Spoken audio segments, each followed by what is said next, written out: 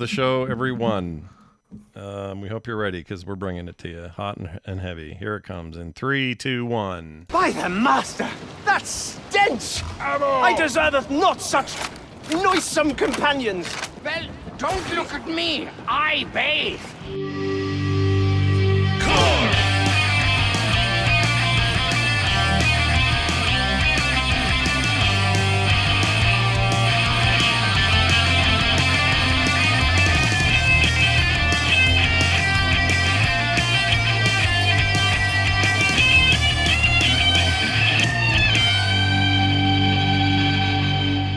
Well, what do we have here? Another episode of Core. Yes, that's right. Core episode 404. That doesn't mean it's not found.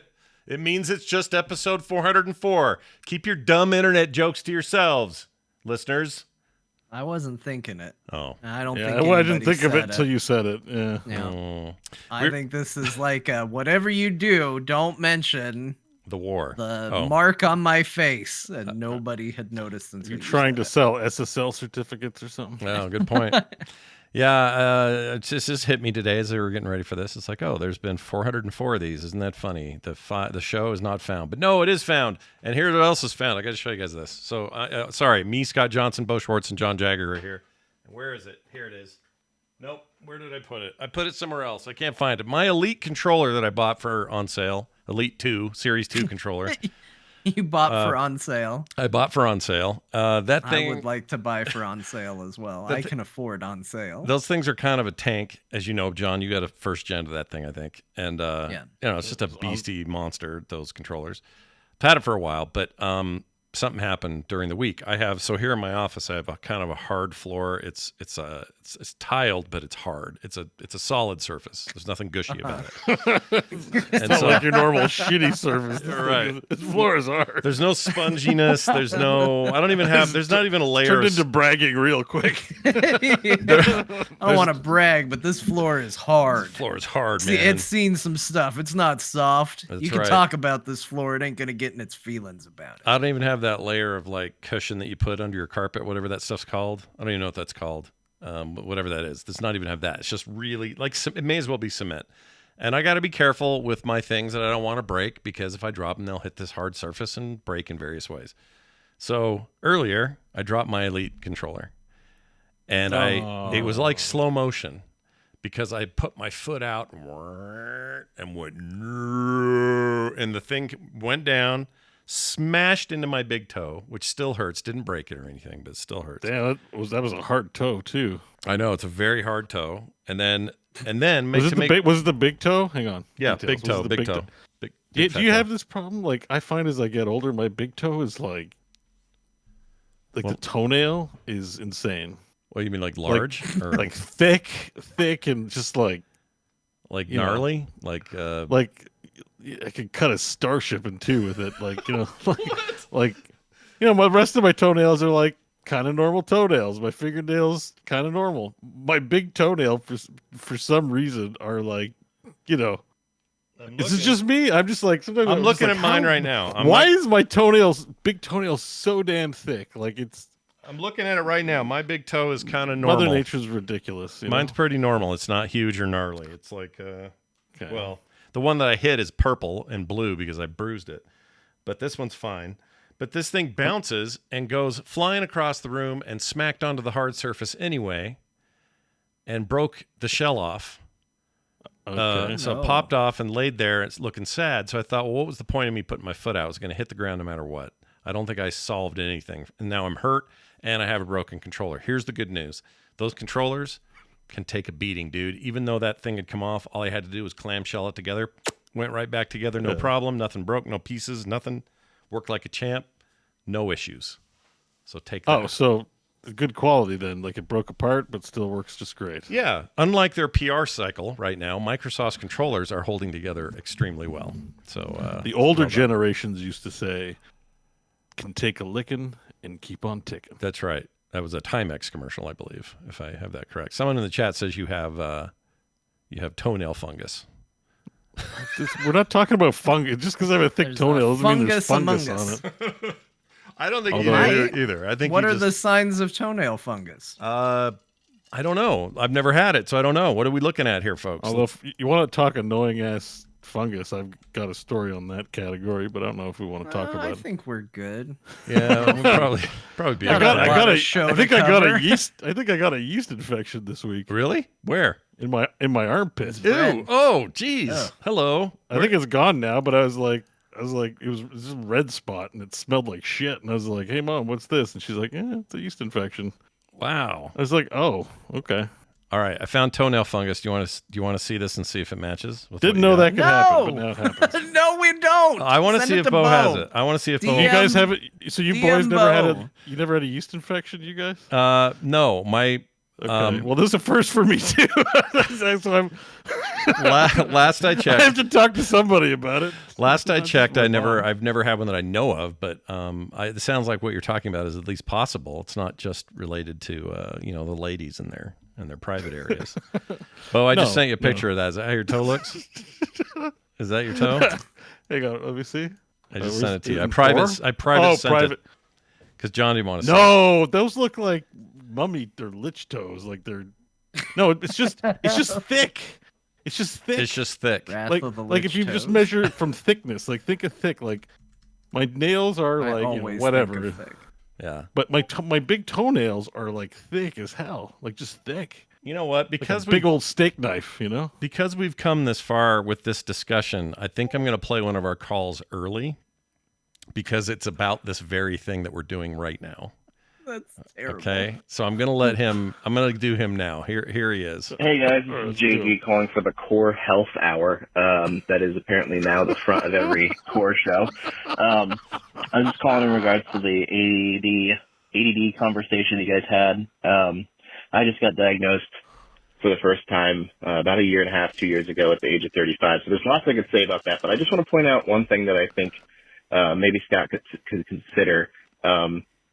You have a category called favorite games to play during meetings. So, I don't know. Oh, we're roasting Scott now. All right, have a good one. Yeah. Thanks, dude. Welcome to the Health Hour, true. everyone.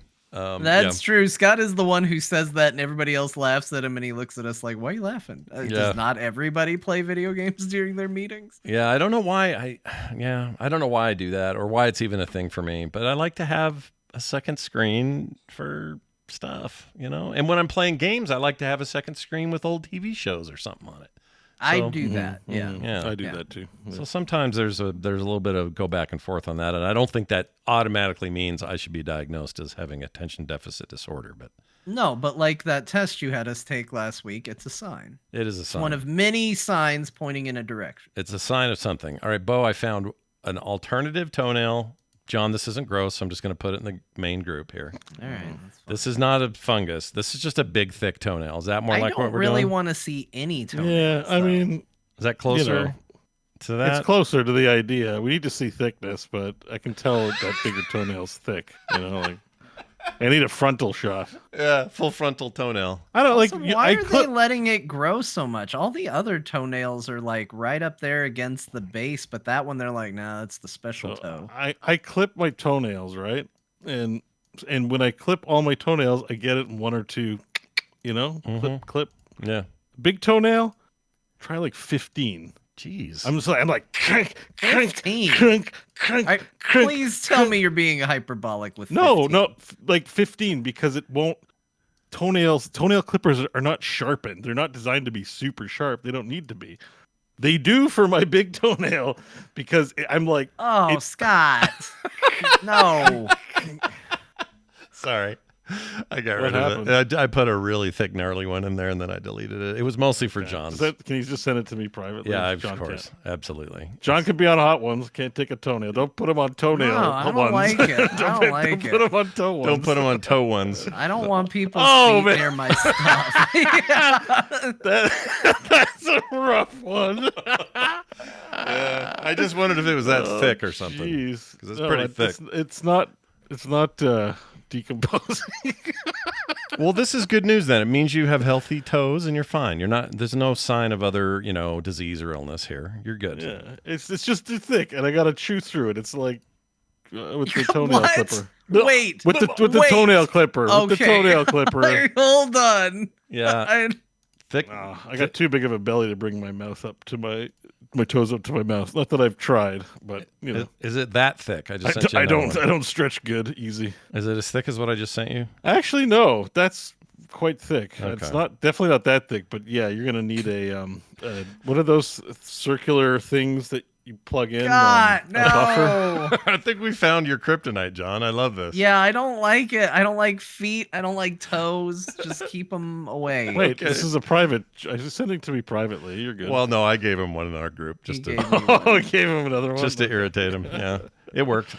Well, all right then. That's all the toe talk we have for today. All right, we're going to talk about to video relate it back Thank to games. goodness. It's lucky game dev. Everyone wears all the characters wear boots in most games. They don't really have to animate toenails too No, much. they don't have to do any In of fact, that. like when was the last time you saw a barefoot guy in a video game? Like Like a survival game, maybe. Let me think about that. Like Rust or something, or Like I never looked at the feet, so I wouldn't even know what they looked like. You know. you know what? Now that I think about it, last time I played a game with toenails or toes in our feet would have been Conan, the survival game Conan. Yeah. I only ask because we definitely focus a lot on hands on this show. Yeah. So Oh yeah, right. It's Yeah, not- because the hands do look weird in video games more often than not. Yeah, yeah, that's true. Heroes of the Storm being a prime example of that. yeah. Yeah. Which, by the way, I thought would have been on Steam by now. I'm just going to throw it out there. I really did. I thought that was going Yeah, to be. well, an we had early to one. lay off some people first, so Yeah. That whole team. I mean, I can't not imagine funny, there's actually. much more than maybe 2 people on that thing, right? At the most, there's probably a guy running it on the back end, and there's another two guy. seems like a lot. I think they get somebody to do 1 day a month on writing for the patch notes, and Yeah. maybe 1 day a month on balance. Oh, we got a cat. We got a mom. We got a microphone. Yeah, my mom's feeding the cat. Fantastic. That's what Yeah, you want. You're on camera. You're on camera, Mom. Show us your toes. All right. Don't show us your toes. Let's move on to what we played this week. We finally got together on a Tuesday in the middle of the day and played Darktide. And I think we're going to have varying degrees of what to say about this, but it's been a long time coming. When the game launched, it launched rough. Beau was its biggest proponent, played a ton of it, was always telling us how much we were missing out. And I always felt the pull because I love the universe. I love 40K everything, and it's just something I wanted to do. But I'll admit I was kind of in this mode of like, well, when they work it out, then I'll spend my time in there. They just put out a big new patch. It is in great shape, and we got to play it together. And I have to say, I had a really good time in Darktide. Yay! Yeah. Glad to hear it. It was real good. I think there's a lot going for it. I think it seems like maybe they're poised to even, take it further and do more and keep it going. And I hope their player base is, enough support that they feel like they can do that and sustain it and everything else. But I had a really good time in there. And I know I want everyone to be able to talk about it. But Beau, from your perspective, was what we played the other day a noticeable improvement over what you did early in that game? They've definitely improved Darktide with the talent tree and with just the way the levels kind of flow, I suppose. A lot of small things, but I think the fact that it has more levels in it is good. I think it launched with a low amount of levels. John made the comment that I didn't notice because I've been playing a lot, but he said the game was just overall brighter.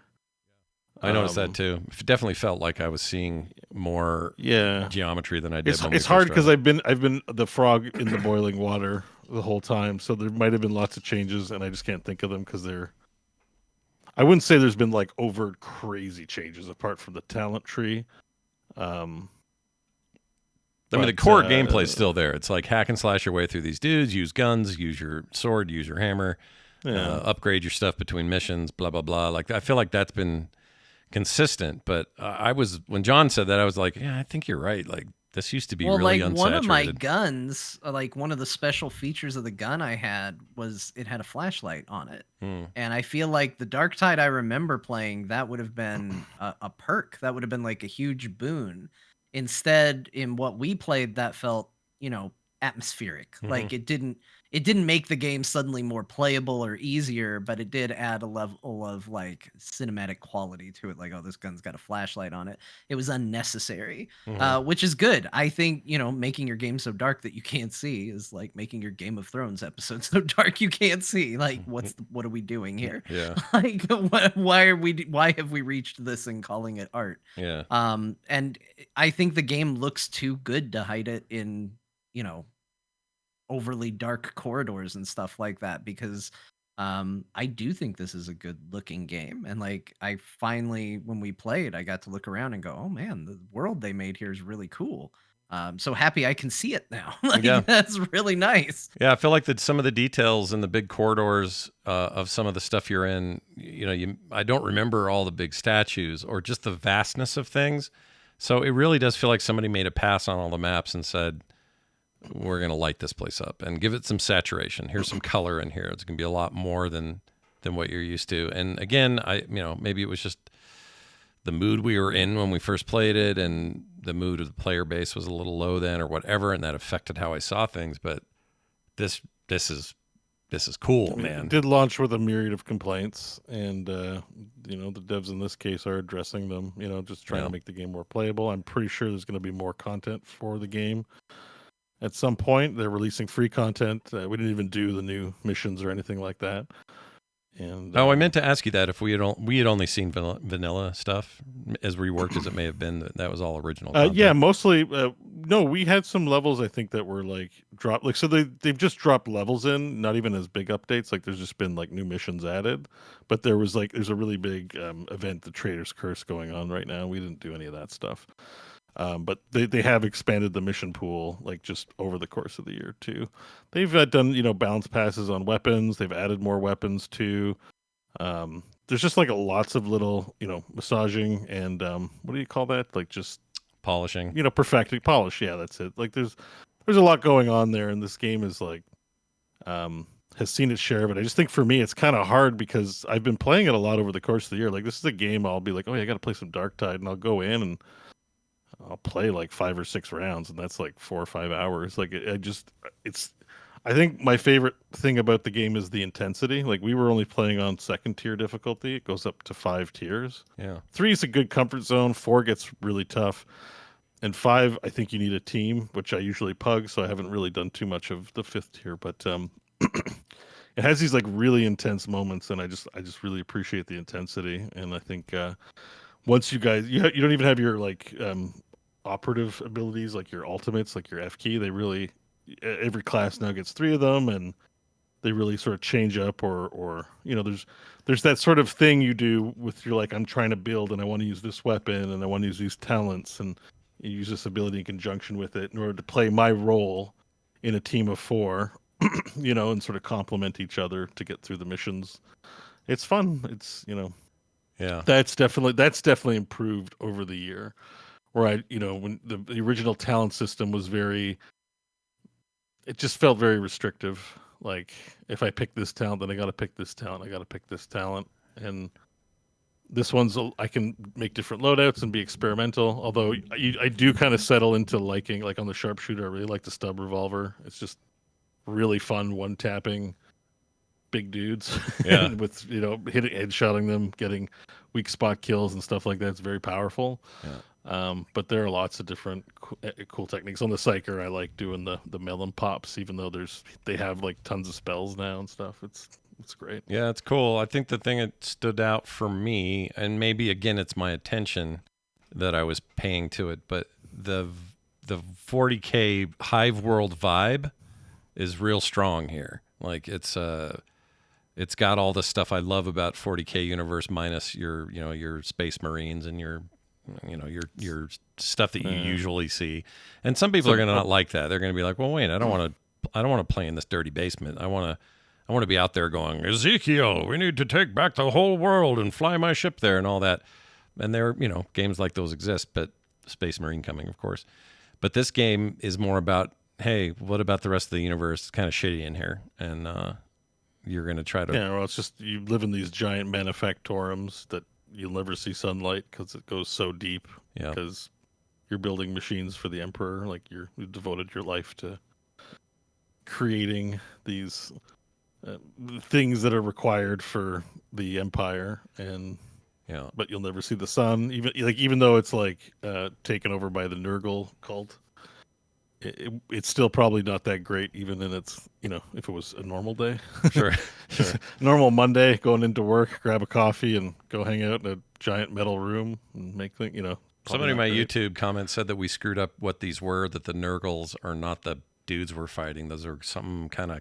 Well, Nurgle's a god, right? I think he's one of the warp god. My 40k lore is not great. I know enough to get lost immersed in the fantasy. Yeah. But I think Nurgle is from the chaos realm, by one of those god people. Yeah. That they always. One of my favorite aspects of 40k is this idea that when you achieve warp speed, there are dangers in that, and they're not just scientific dangers. You're basically opening portals to other places, and you have to be super careful and all that crap. I love that aspect of it. Yeah, so that creates like a dark age of space travel, where it's like, we don't want to send messages across the space. We might tag along some uninvited guests while doing it. So cool. But we're still out there. We don't even know why we got out there. It's 40,000 years in the future. I think one of the aspects I like too is that weapons are treated like blessed relics. Yeah. Not like, oh, this is just a gun, whatever. It's like, oh, here, let's put blessings on your holy artifact. Yeah, it's Fury Road car culture, but with guns. And I love that. And it's just some shotguns, whatever, but It's a relic. It's a holy relic. What do you like? It's and you get blessings and consecrations on them and all this like churchy sounding shit. And you're always running around trying to do stuff for the Omnissiah, which is I used to thought was Omni Messiah, and I was wrong. This game helped. I mean, I just think out of all the 40k stuff, one thing we can say about Darktide, and this is even comparing to Vermintide, is really captures a 40k vibe. Yeah, for sure. Even if you don't like the game, if you're just like watching the cutscene or something like that, it really nails the vibe. The one thing I'm kind of sad about that I think is a fair criticism is the story is very. They have all these interesting characters, and you get cutscenes as you get promoted. But they never. There's no the story. I wish there was just a story along with it. There isn't much of one, and I get that because it's a games as a service. You can't really kick a narrative arc down because if you resolve things, there's no more game as a service. Yeah. But there's things you can do to tell stories, and I don't think they do. They do a great job of like telling a story with a shot or capturing a vibe. Like the cutscenes are cool. But I just wish there was something going on that I was interested in, like, Warcraft style, where they'll tell you a narrative, even if you're uninvolved in it, that kind of links to your gameplay. The best example of that is probably Left 4 Dead did a really good job of saying, here are your archetypes, and you immediately understood the kind of character Bill was and the kind of character, I can't remember the other guys, the other names. I always remember Bill. Anyway, Bill died. Speaking of narrative, there's a little narrative in there, but the idea is like you're only playing a game where mostly what you get out of Bill is I'm reloading, like it's kind of all you get. But they do enough with those archetypes to make it at least feel like, okay, I get it. In a zombie world, these survivors fit a thing in my head. I can world build. With this, it's a little harder, and I would say Vermintide too. It's not easy to like assign narrative to these faceless former prisoners. I think that's something you get when you do the create a character too. Like as much as I like a create a character, we all while we were playing, we had people commenting on Saltspire and bringing up Saltspire. Like Saltspire's a character. Yeah, we true. know who that name is. We know what they're about. They're interesting and they're cool. Like the Left 4 Dead crowd. You can have favorites among them. You can build a personality. As soon as you do sort of a blank slate character, you can pick voices, and sometimes, those voices are funny. Like, I thought my character's quotes were pretty good because she sounded like a cranky old religious lady. Yeah. And I thought that was silly, but nothing stood out. There was no point where she was talking and I was like, yeah, that's my character talking. It just sort of all blends into the background because the characters aren't there. So it's what you lose by adding a create a character instead of, picking from a list of characters. Yeah. And I think that you can definitely create a character and still tell a story, but you have to shift the way you do that story. And I don't necessarily think that they shifted the narrative around the creative characters to where something builds off of it. So I think it's one of those cases where something was lost, but something else wasn't gained. Right. That's a good way of putting it. There are ups and downs to both those choices. And I don't know, in this particular case, giving people a bunch of cosmetic choices, that still could have probably worked with preset characters, but they chose to create a character. And I don't know, there's things I like about that I too. think there's still a way to get like some story in there. Like when you do the missions, usually in a game you do the missions, it progresses something. Like, and I get that the missions are kind of, in order for them to be randomly generated, they're not linear. So how do you tell a story that way? But like filling up a progress bar or something, or just being like, this mission contributed to this thing. You know, Warcraft does that a lot, like where you get a certain amount of rep, do a certain amount of daily quests. I know from some things, you know, and then the base changes or something, right? There's just some sort of progression of a story that's reflected in the world that maybe I think the game is missing. I think there's something you can do along those lines, because it does have that. I like the dour hopelessness feeling, but we are still, you know, working for the Emperor, like. Yep, the Imperium. Are we making any like dent in anything? You know, like I think there's a little bit of that missing, but sure, still a really fun video game. I agree, it's real Anyways, good. I hope we play again, because you guys need to level up further to get your cool abilities. Yeah, I was gonna. I had plans probably this weekend, but I had plans to get in and do some randos and just kind of level up. You guys happy with your class choices? Because I mean, you end up playing all of them because I was really into the game, but like, you know, I really like the sharpshooter, but no. How about you? I don't. You don't like your guy? I still think one of the biggest problems with this game is that none of the classes speak to me. I've said this before. I like Big Dumb Brute will never be the class I pick if given an option. So the big guys are out. I tend not to play the magic users, so the magic users out. So then that leaves the kind of melee focused zealot. One of my big complaints about this game in general, like, and I'm gonna do a couple complaints real quick, and then I'm gonna end it on a positive note, because I had a great experience with this game, and I want that to be the like come away with it. You know, that's the message I would rather have than complaints. But I do think it's worth noting. I think melee in this game is stupid. Like, they do it very well. It feels good, but I didn't sign up for Warhammer 40K so I could swing a shovel at bad guys. I'm just like, that's not. I know swords and things are a part of the 40K universe, like the chain swords, iconic and stuff like that. But at the same time, like, as soon as you say we're going to do Vermintide in the 40K universe, the first thing I immediately pictured was, one, Space Marines. They ain't there. But two, was shooting things. And I think the decision to have limited ammo is, even though they're generous with it, clear. I think it's a bad one. I think the game should be rebalanced around infinite ammo. Yeah, Find a more interesting way to do melee. You should be playing Sharpshooter then. That should be your class. So Sharpshooter has an invisibility alt where you can go invisible. Yeah. And you can use a pretty sweet knife for the rogue thing if you want to do that. But they have a talent that increases your ammo pool. Like, I have 1,000 shots in the lasgun, and I can basically don't even need to pick up ammo and have enough ammo for the whole level. Yeah. And I mean, the melee one also has a stealth option in there. Like, I get that there are options, but like, to me, there is a difference between, you give people archetypes and you go, okay, which of these archetypes is cool? And somebody goes, oh, I want to be a rogue. And then down in the talent tree, you've got your poison rogue, and you've got your sneaky ninja rogue, and you've got your, swashbuckling pirate style rogue. Like, the archetypes flesh out that initial journey, and you're like, yeah, the initial journey was cool, and then I made it cooler.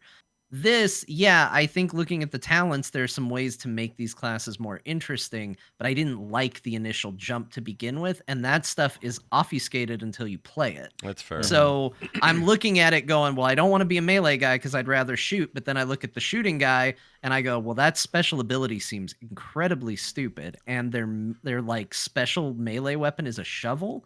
Like, look, I don't want to use a melee weapon, and I definitely don't want to use a shovel when it's a melee weapon. So I ended up going with the melee people because I was like, swords are cool enough, I guess, and like it's way better than a shovel, and I'll still get to shoot every now and then. So that's what I went with. I don't know what it is. Like, I don't know enough about Warhammer to say this is what needs to be added to the game. I still feel like there is a class missing that speaks to me, but that is definitely a personal problem. And I do wish that infinite ammo was a thing. I just think having to worry about ammo I just think it's goofy. I don't think there's a need for it. I'm not a game developer. I'm sure they have their reasons for it. I'm sure mechanically, like, oh, well, that's what ammo kits and that ability and these talents are all for. I don't like fussing with it. I don't think it's worth it. But that said, I had a infinitely better experience playing this game than I did the first time. It looked better. It played better. There was you don't walk away from a mission with like a ton of loot where you're figuring out like, oh man, I got 17 different items that I got to sort through and figure out. And I think getting one item is maybe a little too far in the other direction still, but at least it felt like after every mission, at least early on, and if this changes, then maybe it won't feel as good. But at least early on, after every mission, I felt like I had stuff to do. And I think that's important. I think it's important for this game to feel like you have something to do between missions, because the game does suffer a little from everything feels big and industrial and nothing unique beyond that. It does feel a little like, I'm gonna go smack more zombies with my weapon. Like, it does feel a little repetitive in that way. And if all you're doing is mission, okay, nothing happened, I'll do another mission. Okay, nothing happened, I'll do another mission. Okay, finally I have something to do. That doesn't feel good. But if you go and do a mission and then it's like, all right, I'm back at base. I want to buy some stuff. I want to sell some stuff. I'm going to equip this new weapon. Like, when you're checking in and doing something after a mission, that feels good. It breaks up the constant just mission flow. And that was the experience here. And then just to reiterate, you guys have said a ton. Soundtrack is incredible. Oh, it's so good. I think because I was mad at the game, I was like, I'm not even going to list soundtrack. Now because I'm like, yeah, it was a good time, I was paying better attention to it, and I pulled it up and listened to some tracks independent of the game. Soundtrack's so good. It's really good, man. So who's that guy? Beau, you brought his name up. Jasper Kind or Kid? Kid or something. Yeah. So he did the Borderlands 2 soundtrack. It's very, very good. But he's done a lot of that stuff. Yeah, the official soundtracks. Oh, Kid, KYD, that's it. KYD, yeah. Yeah, it's very good. It gets really intense during fights. It made me want to like pause and find the tracks and then listen to them later. They're that good. But I think like what it is about, the music is better than it has any right to be, but it really gets you pumped for the zombie killing. Like just when things pick up and you're like, oh shit, it's on. Like you just kind of like you're dun dun dun dun dun dun dun dun. And you're just like shoot, you know, and it gets intense. Like it definitely contributes to that vibe immensely. Yeah. And the fact that it's like techno, you know, scary techno future, like it just works with the flow. I would say too, the other thing to pay attention to is the audio design is fantastic. And it like I can identify pretty much any enemy in the game by the sound, which is a staple of the Left 4 Dead style games. But they throw a lot of this game more than any other one because it's kind of a half Left 4 Dead game, just kind of a half looter shooter, just because they throw a lot of enemies at you. It's really great that I can identify almost every enemy by sound for the most part, which is great audio design because I agree. You usually hear the enemies before you see them in a lot of cases in this game. So. Yeah, and I like the voices of the characters. I like it. I like the banter. The banter's has a context, you know. So you walk into a certain room and you'll get certain things being said, or you find an empty chest and someone will complain in a certain way, and I don't know, that kind of stuff adds to the overall vibe of it. But I've said this before and I'll say it again. This is my preferred setting in the Warhammer business. I like the future fantasy, dark, space vibe thing that they do in all Warhammer type games. And if you ask me pound for pound where I would rather run around and rack up kills, it's in here. more than even Vermintide, which I liked a lot, but I like the setting better. Yeah, this to me, this is an upgrade. I mean, 40K is always gonna edge out original Warhammer for me. Yeah, just love 40K as a vibe But, and everything else. Yeah. The other thing too is worth mentioning because you guys brought it up, and I just remembered it is something that's different. The game didn't launch with a good item system in place. Like they didn't have like the Shrine of the Omnibusi wasn't even working, and they only got it working gradually even. Mm-hmm. So it really is now that part of the game where you have stuff to do, John, is like I would say more on the recent edition side where like all that itemization you're gonna get, not only you can sell it, but you can actually salvage it at the shrine. I can't remember what it's called. To take when they start dropping with mods on them or abilities, you can permanently take the blueprint, and they have like tiers 1, 2, 3, and 4. And then it's like it works like Kanai's cube, I guess, or whatever. Like once you get the blueprint, then you can imprint it on your favorite item by salvaging, a shittier item with what you want on it. So there's this kind of loop of like, oh, let me collect all the different things and make the perfect holy relic for my dude. Oh, Yeah. I have one more thing. It isn't really something that we experience, but I feel like it's worth mentioning because I think this is important. And if I was going to give any advice to the direction that I would hope that this game goes in, we were talking about create characters and what you gain and what you lose by creating your own character. And I think one of the things that you gain from creating your own character is you feel like you have a better agency over that character. You're more invested in it because you made it. Mm-hmm. And as a result, customizing that character becomes more important. Now, when we played, I felt like my little lady that was extremely religious was a cool character. But that's because I got armors from when the game was gifted to us, and these armors came as part of that premiere package. If I didn't have access to that higher buy-in, in the time we played, I unlocked one other thing cosmetically to change the appearance of my character, and it was not good. It was some pants held up by handcuffs. And I think that if you want people to have more excitement and interest in their character, I do think you need to give them more customization options, better looks, better appearances that are not hidden behind paywalls or too long of a grind to unlock.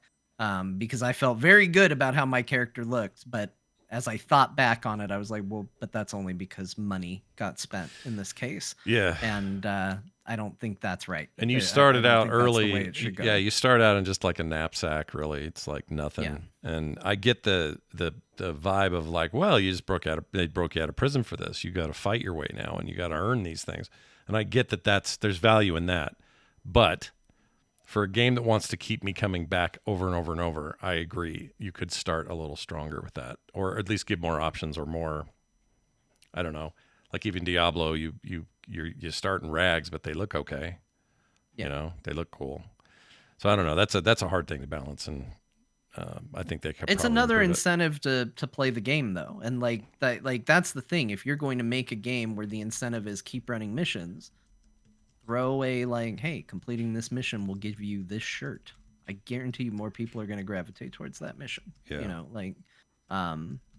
And it's another way to incentivize that progress because it's certainly something I would clue in. Once I felt like, oh, this is my character, I'm gonna be this little crazy devout lady. Yeah. I would have gone after every piece of devout granny armor I could find. That's the direction I would have gone. So that's kind of how I feel about it. That's one. And more than the ammo, more than the class, I feel like that's the easiest thing that I could say still feels a little lacking to me. Yeah. I will say I was surprised how well it runs on my Steam Deck. Actually, it looks really good on there. Just throwing that out. I did install it there. We'll see how that goes. Also, it's kind of demo time over there on Steam. Lots of Next Fest stuff going on. And one of them kind of came out of nowhere. In fact, I think it was Beau that even told me the game existed last week or was in development. Yeah, I just saw it there. I didn't know either. I saw it on the Steam Next Fest page, and I was like, "Whoa, Right? this." I was freaking out because I'm a gigantic old school Tribes fan. I played Tribes 1 and 2 like crazy. I played technically the third online as a service game that came out in the 2010, 2012 era. I don't remember the exact subtitle of that. It was Tribes something. And I played that a ton. It was also very good, but they shut it down in favor of development of, what was their MOBA with the Greek gods in it? Who was that developer? What's that called? Joss played it all the time. It's like Zeus and Smite. There it is. So that Smite MOBA kind of took over for that team, and they phased that thing out. So to my surprise, Beau's last week was like, dude, there's a Tribes 3 demo. I'm like, what? So I went over there. I installed it immediately as soon as I could and played a ton of it. Beau, you played a bunch of it. Let's go to you first. How do you think I played it as well. Oh, did you? for the Good. record. All three of us. Did? Oh, shit. Woo!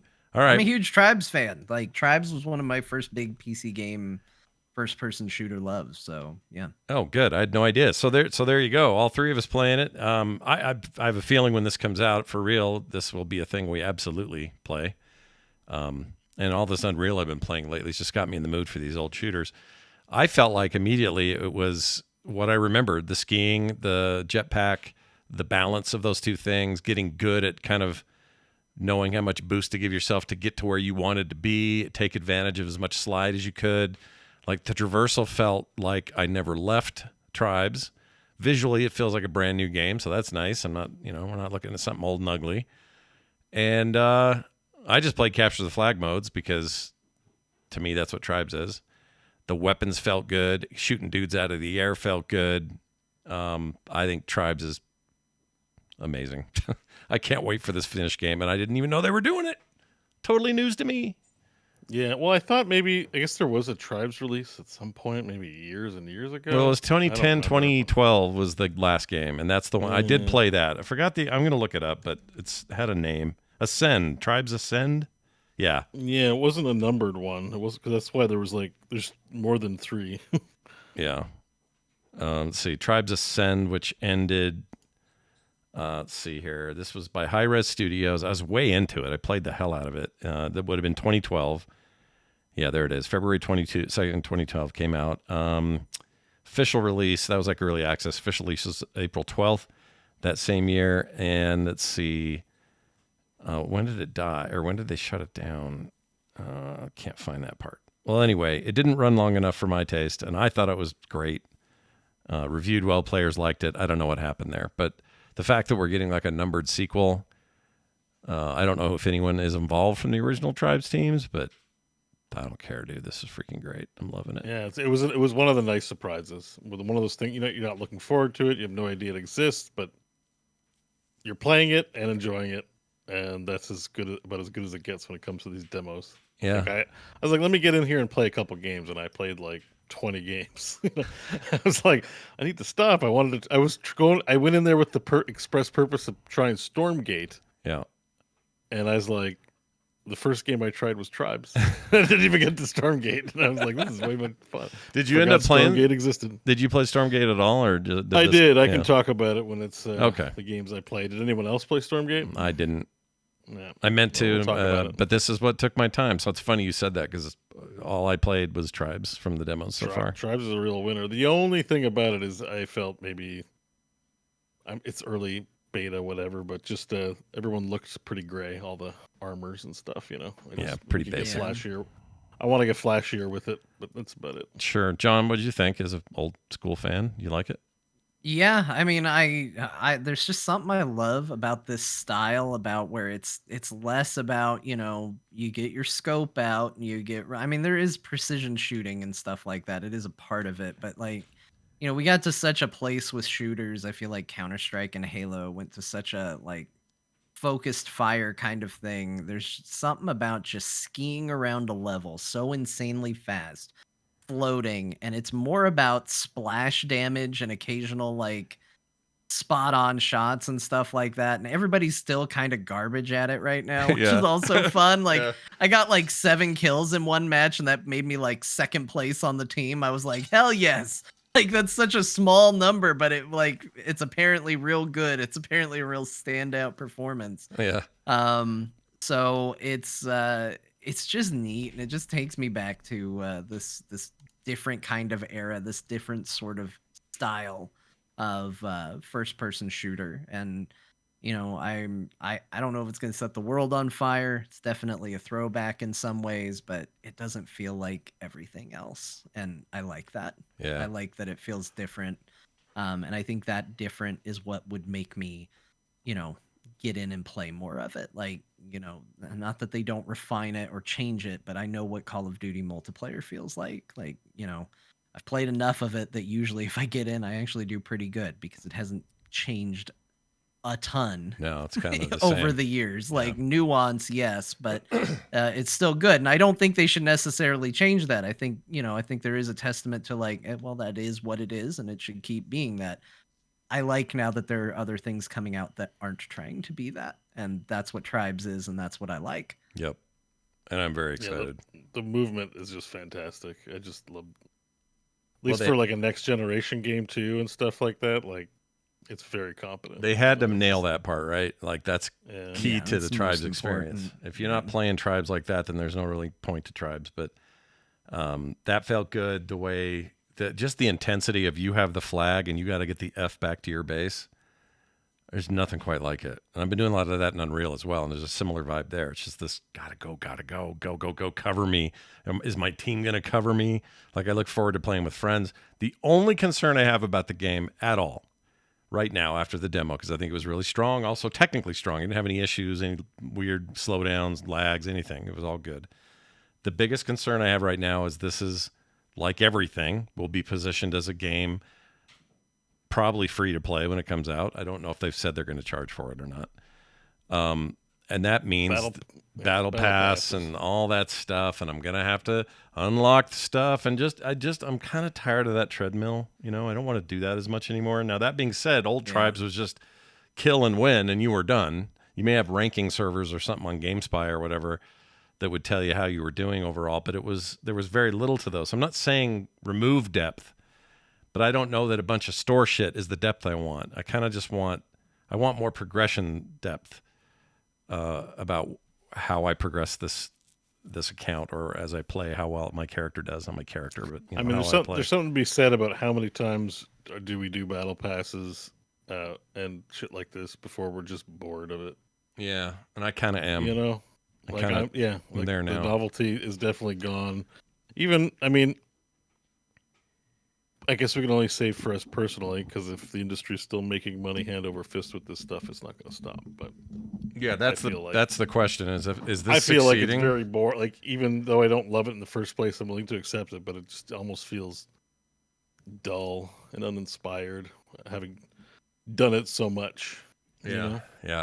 And just the idea of it. Yeah. The economics are a thing, and I understand that matters. And games. Sure, but it's not our job as the gamers to worry about the economics. Like, that's and like, I get people that say, well, you want servers, you want support, you want updates, but you don't want to pay for it. Like, yeah, I get it too, but it also doesn't change the fact that I can only do so many of these, and I only have the capacity for so many of them. And so as a result, I understand Scott's fear of like, I'm kind of burnt out on this. And that's how they make their money. I don't want to sign up for another one. And am I going to fall in love with a game just to have it go away? That's a good example right now is I'm really hyped on the finals. I do like that game. I want to play it, but I'm playing lots of shit. But I bought a battle pass. It's probably expired by now. Yeah, probably. Yeah. Mine is. I'm like, well, that kind of sucks. I wouldn't have spent, like, it's not cheap. It's like $15 or something. I wouldn't have spent the money if I could see into the future. Like, lame. It makes me not want to do it in other games, like. Yeah. Yeah. I long for that old thing. And I know that old thing is gone, and we can be nostalgic all we want about prior business models that we preferred, mostly just buy it and keep it. And then what I really miss is letting the community go nuts. Like, spending so much time with Unreal lately reminded me of all the mods, all these skins, all these crazy gun workarounds, all these ideas, custom servers with custom settings. Can't do that shit anymore with newer games because they control the whole ecosystem. There's no modding. There's no, let me make a map in Tribes. That's not going to happen here, as far as I know. I mean, I don't know what their plan is, but Maybe they have plans to let the community do more, but I would love a return to that. Does that make any executives happy? Probably not. But as a gamer, that's what I want. Well, I think that's not at all. Yeah. I think that's like where that genre is, because in the survival genre, servers,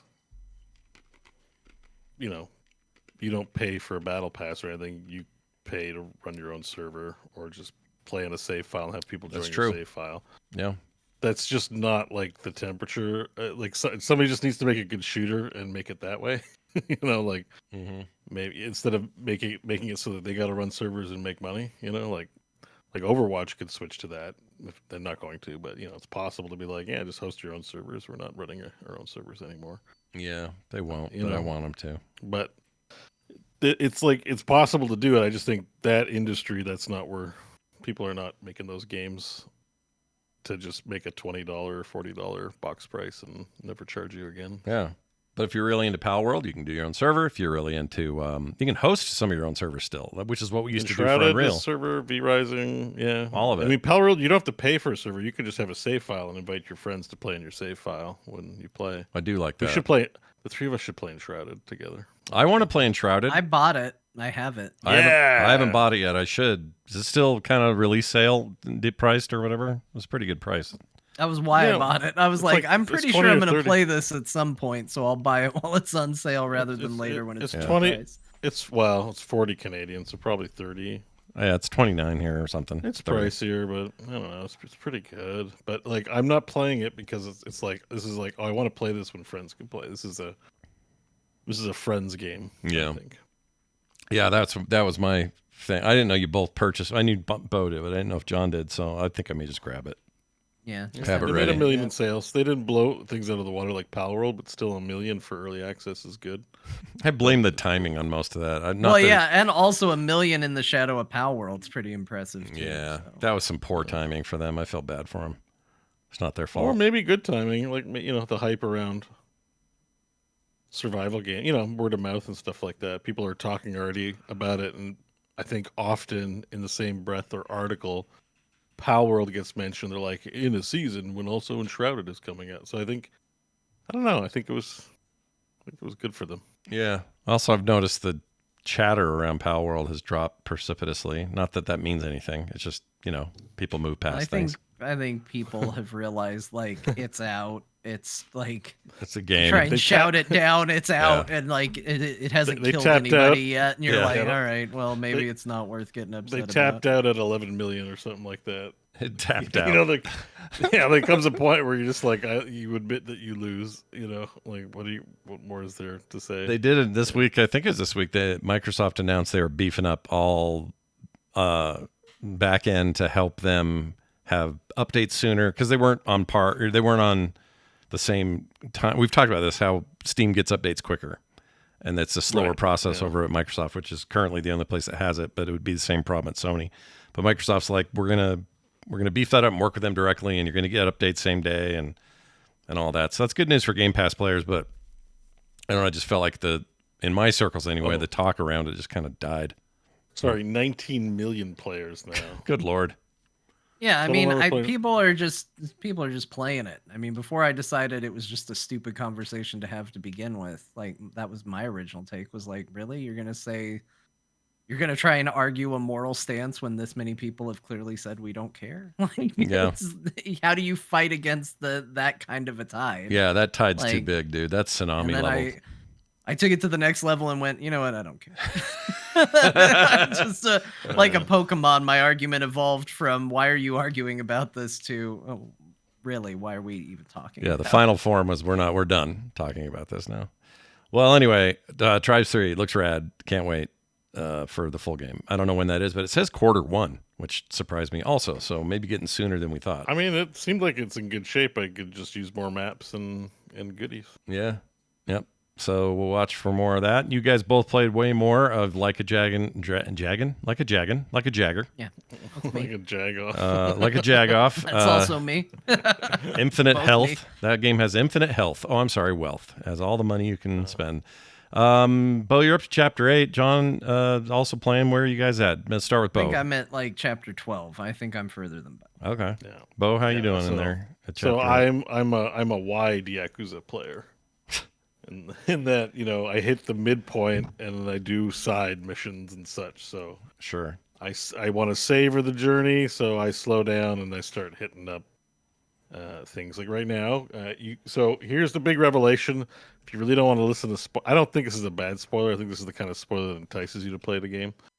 But I know John was worried about it last week, so maybe some of you out there might be affected. But this game has the Yakuza 0 treatment in that you have 2 main playable characters, not one. In Yakuza 0, you can play as Goro Majima and Kiryu Kazuma. And in this game, you can play as Ichiban Kazuma. Oh, it's Kazuma. Yeah, sorry. Anyways, in this game, you can play as Ichiban Kazuga. Beau just shut himself down. Yeah, I stunlocked myself. He 404'd on his own. And you can also play as Kiryu Kazuma. Yeah. So that's what chapter 8 is, which I wasn't sure. I think, John, if I remember, you didn't explain your worry, but I read that to mean like, is he about to die? Because the cancer takes him over, and you're like, you got to fly back to Japan, buddy. You're like, Ichiban's got it from here. You go sit at home and rest up. But which he does for a day or two, but you can't hold a Kiryu down, and he gets right back to work beating people up to the point where you're like, why did you leave? Like, it was such a story contrivance to send you back to Japan. You're like, you're not resting at all. He's got to rest up by fighting everybody he comes across. Yeah, and so what it is so basically Nanba helps you come up with a bucket list. So one of the mini games for Kiryu is a bucket list before he dies, which is all the side games. Let's go do some basketball. Let's play some golf.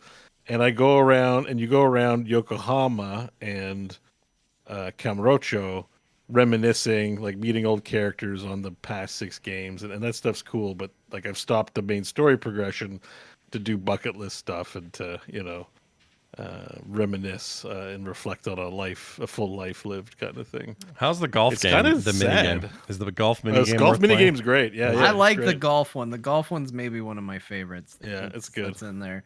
Like darts is hard because Final Fantasy VII Remake nailed the darts mini game so perfectly that now anybody that doesn't do it the exact same way, I'm like, what are you doing? Yeah, it is good. You screwed it up. But the golf mini game is very, very good. The baseball mini game is a little infuriating.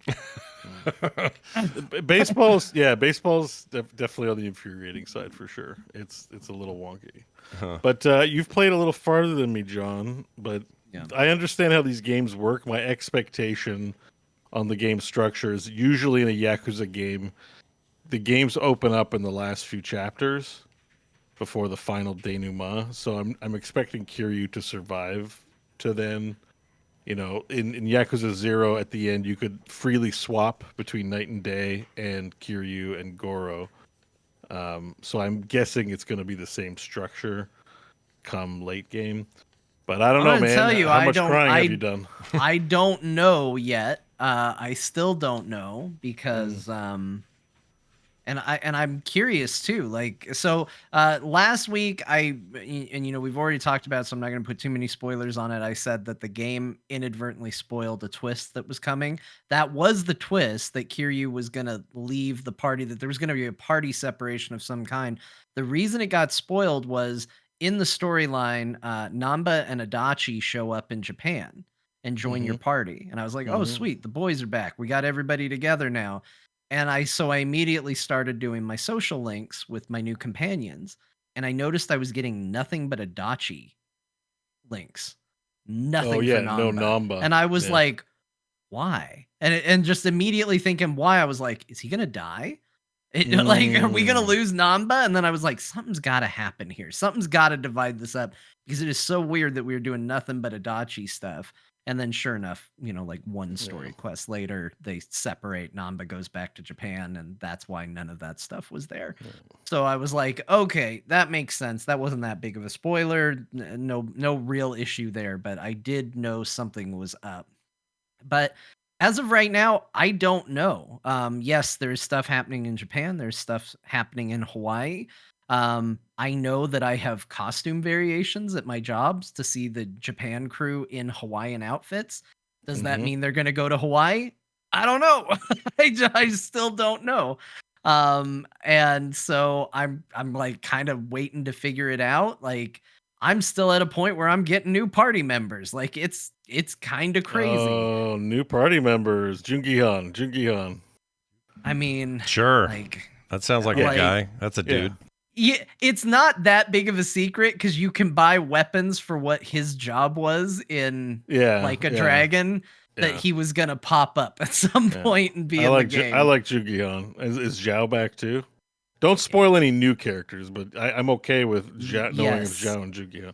Yeah, that's what I figured. They are both back. Samurai swords are also in the game, so I made the same assumption you did. Like when it was Jungihan and Zhao coming back, like, you know, so yeah. Yeah, I love both of them. They're having them back is so great. Although I was really happy to see Song Yi join the party because that was the one character from the first one that I was like, I'd be happy if she joined the party. Yeah, and she never did. I saw her and I was like, oh, she's awesome. What a badass. She's going to be great. I thought for sure she'd be a party member and she never joined. I was like, the reason is, I don't know if you did Ichiban Confections in the first like a Dragon. Did you finish I didn't. I know there's a character you unlock by doing it. It's the lady who you work with. The lady who's like, my business, we're going out of business. You help her and then she becomes an unlockable character, which is great. She has a great job. She's like an office clerk or something like that's her job. So she hits people with staplers and pencils and rulers and shit. But she just doesn't have much of a character. She's not connected to the story at all. So yeah.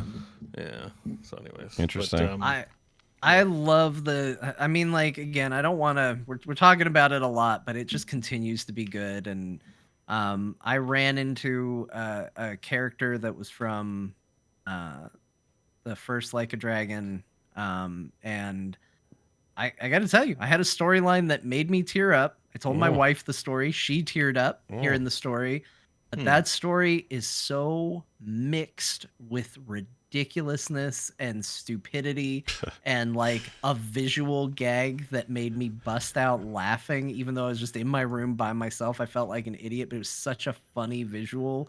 Like, and that's in the middle of a quest that goes on to make me cry, and like it just walks that line so well. You know, and I kind of knew it was coming. Like, I'll talk about the early part of the quest.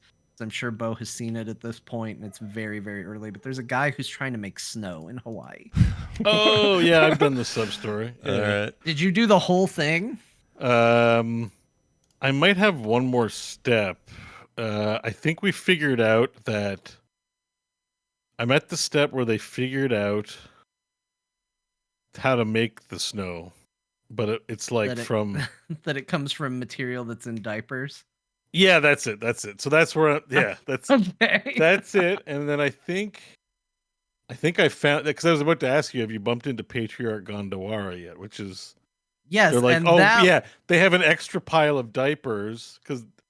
Remember the diaper? So Scott, do you remember we showed the diaper guys all the time? Oh yeah, I did that scene. So the diaper guys just coincidentally are on trip to Hawaii, and so you bump into them again, obviously, and they have an extra stash in case they want to diaper up while they're on vacation.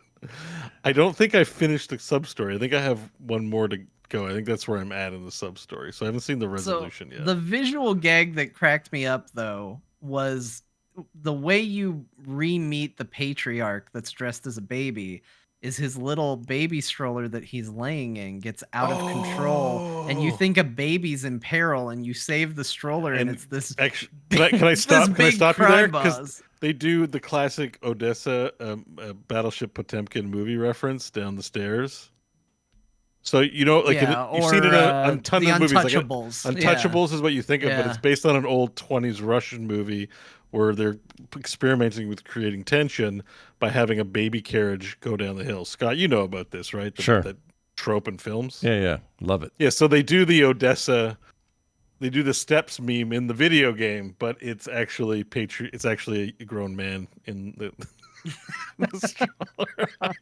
That's amazing. But the visual gag I loved so much is once you stop it and you realize that it's not a baby, it's this Yakuza boss that's in the thing. All of a sudden, all his lackeys also show up in strollers, but they roll up like the police showing up to stop a crime. It's just like 4 strollers come shooting in and like the tires screech as they come into a halt. And these 4 Yakuza jump out and they're like, hey, get away from the boss, man. And like, it was the most ridiculous looking thing I'd ever seen. Just these strollers rolling around like the cops. And, it's a ridiculous game, but it has also got so much damn heart. So the whole thing is his wife is dying and she's beyond, he's just trying to make her last days comfortable. Right. So he wants to show him snow one last time. So I guess I haven't seen that, but I guess that's what the heartbreaking part was. Yeah.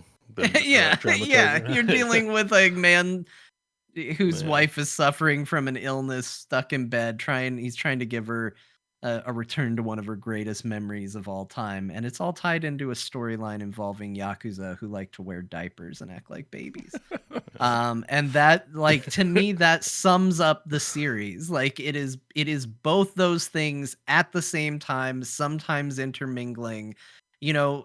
Sometimes you do a move in that game and you turn into a ninja and you create doppelgangers of yourself that go out and stab your enemies. And sometimes you turn into a housemaid and you knock somebody down and scrub them with a brush and water so that all their buffs go away. Have you seen Essence of High Noon yet? Yes. That's right. That's a new one I unlocked. And you do the whole duel thing where it's like you pick the enemy and then your character's back is to the enemy, and then they do 3 paces, and he turns around with his revolver to shoot, and he goes, oh! And then, Kiryu's my sharpshooter. Kiryu turns around, he's got Zarya's gun, basically, but it's like 50 times the size. He's just, like, faked you out. He's just got this giant, like, Zarya gun. He's like, oh! And just blows the guy away with a big laser. What a weird game. It really made me laugh. Yeah. Every time I play it, every time you guys describe it, it just seems like this game gets weirder and weirder every time. They put a lot of, I think, thought into the small details about where little jokes and stuff go, because it made me laugh. Like, that's the move, is out tricking the opponent because you got a secret Zarya gun on you. It's so stupid. And it's a game that is smart about its humor too. Like as dumb as it is, a lot of thought went into this humor, because there are times where it knows that you know what's coming and it knows you know what the joke is, and it doesn't care. It just is like, we're going to do it until it becomes funny. Like, here's 2 excavators on the beach, and someone's like, if a big enough electric current went into those battery packs, those things would get out of control. And you fight excavators all the time in these games. So you're like, of course, this is going to be a boss fight at some point. And then there's a guy running on the beach with electric eels in slow motion, like agonizing slow motion. And he's like, here I come, as he's running with them. And you know where it's going, but they do it in slow motion. They do it so like, just, we know that but we're gonna see it all through anyway. And sure enough, the electric eels, they end in those excavators, and you gotta fight them as a boss. Can I ask you another question? Have you done the action movie sub story? Yeah, or at least the first step of it. That was also good. Yeah, there's like a movie director that hates CGI, needs all of his action scenes to be real, so he drives like 60 cars crashing into you, and like you take over the job because the real actors are complaining, just use CGI, I'm so injured from your stupid. He's like, no, action movies can't have CGI. CGI is shit. And it's just really funny the way the story goes. I love it. That's great. Anyway, making progress. Everybody play that game. Play these games. They're Scott, good. are you still with us? Yeah, I'm here. Look, just John and I talking about how great the game is. You guys are talking. You guys sound like game of the year potential from your perspectives. It's early. We don't have enough games out this year yet, but I don't know. Not enough people play it, so I think the man who erased his name kind of got snubbed last year, if I'm being honest. And well, it came out so close to the deadline, or whatever. Yeah, that's part of it. But yeah, it was pretty solid, and yeah, this one's gonna be pretty good. But it's January release. Like no one's gonna remember it in December. You know. I will remember it. Joe, yeah, in but John will never December. forget. I guarantee you, I Yeah, will we'll remember remember it this here, game in but- December. Jeff Keighley, he's the one that needs to remember. You know. Well, it has sold. It's sold more than any previous game in the series. So word's out there. People are more on board than they've ever been. So it seems like things are going in the right direction for them. All right. Well, there's all the Like a Dragon you can like all the dragons. Everybody, click like and subscribe. Now let's talk about a game from the year 1999. Yes, that's right. Scott played a lot more Unreal Tournament this week, mostly on Brian Dunaway's server, which, by the way, if you're interested in being a part of any of those games or matches or just hopping in any time of the day, it's up all the time at RetroGib, that's GIB.com. I know there's still a fight out there as to whether it's Gib or Gib, but I say Gib, all right? I know it's giblets, but I still say Gib. RetroGib.com, and we're just having a blast. So just a shout out to him and everyone who keeps showing up in there. Look, this is the other reason I really like it. I end up taking first a lot in these matches, and it makes me realize that some of my old twitchy shooter skills that I had honed pretty well in the 90s, late 90s, are back. I can feel it, and it feels right. Yeah. Now, either that's true or everyone I'm playing really sucks.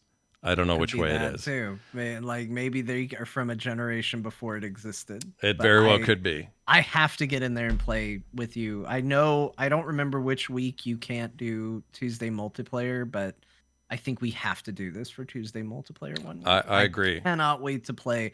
I'm not kidding when I say Unreal Tournament is like maybe one of my all-time favorite video games. It's probably primary reason how I got into content creation on the internet all those years back. Like it is the reason I started to go online a ton and go to these forums and start talking and made a little MP3 radio show in the same year, 99. And I worked for this mod that people were making for the game, which you can still play today. Like it's got real claws, historic claws gaming wise in my soul, and it holds up, man. The play in that game is still so good. And the best news is, even if you don't own it anymore, we all owned it at one time, but if you don't have the discs anymore, it's okay, because at retrogib.com, Dunaway has exact instructions on how to get it up and running without anything special. It's just super easy. Yeah. So get in there and get it done. Anyway, so I played a bunch of that. Not much new to say, except I rocked people and I felt good about it. I also played a new game that is relatively new called Hellcard. And I don't know if you guys have heard of Hellcard before. I'm going to pull up some video. Have you? Good. You probably, my guess is, it's probably on somebody's wish list in this group besides me. This is from the same people who made, what's their other game? The Book of Demons. Book of Demons, thank you. It's basically a Diablo sort of game, but it's all told in this isometric story of everything's made of paper. It's like a papercraft world. And I don't always love that aesthetic, but I like the way these guys do it. It's very stylistic. Anyway, this is another game in their pantheon of games. They actually, even their launch screen it's the same launch screen as their first game. You show up in a room with a bunch of pillars, and the new game is on one of the pillars, and you click it, and it adds it to the Book of Demons. And now you're in there, and you're playing this whole new book. This game I would describe as, I haven't played it co-op yet, but it is a co-op experience if you want it to be. And we could probably have some fun with it. But basically, it's Slay the Spire mixed in with some tactical position stuff. And there are 3 of you, either 3 real-life players playing each role, or it's you and 2 companions that you earn along the way. And you build a little team that works in a little 3-way pie slices. I love a 3-way pie. A 3-way pie? That sounds so bad. I don't know what that is, but it sounds terrible. The video I'm watching right now is only the 2-way pie because the third guy's not added yet, but eventually it splits into 3. But anyway, you're in like a dungeon. It's all made of paper, and there's like paper skeletons and ogres and stuff coming at you. And they have movement they have to make to get into your circle to do anything to you. Some of them don't because they're ranged and they can shoot you from the outside of this circle. And same thing works for you. You're going to have some attacks that are only going to work within your segment. You'll have some attacks that work outside of your segment or at longer range, and then you have defensive stuff and things that help your team.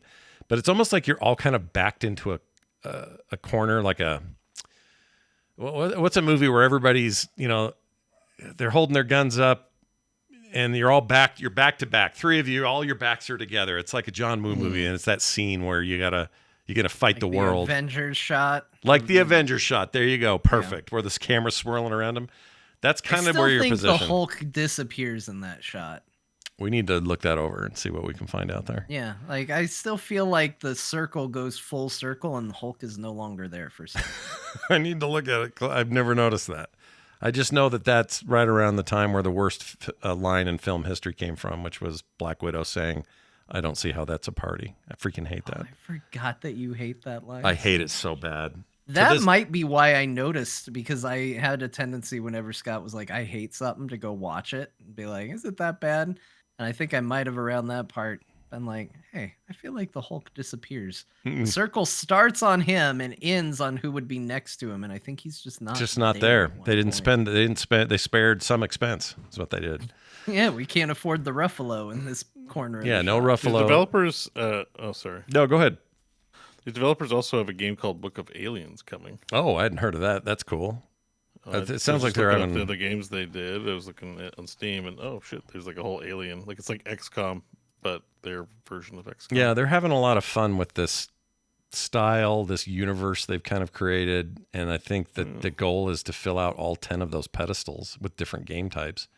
It makes me very interested. Like I'll bet you there's a Vampire Survivors light coming from them. I just have this feeling that they're going to work on something, because already, here we got a Slay the Spire like. Although what's nice about this is the Slay the Spire thing works to a degree, because you've got mana and you spend it and then you're done. You end turn, the computer takes its turn, and so on. But what makes this interesting is it's still you don't move around a bunch, but all these other outside parties do.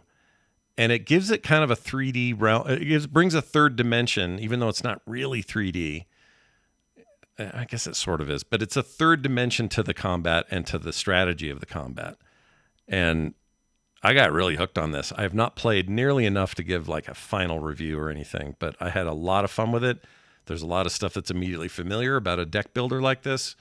And then there's some really unique, interesting ideas that are new and feel fresh. And characters unlock, and there's skins in the game. They give you a bunch of skins when you buy it. All right, we were going to play this. This looks like a good game we can play together. Oh, 100%. I would love to play this with friends. I think it's cheap right now.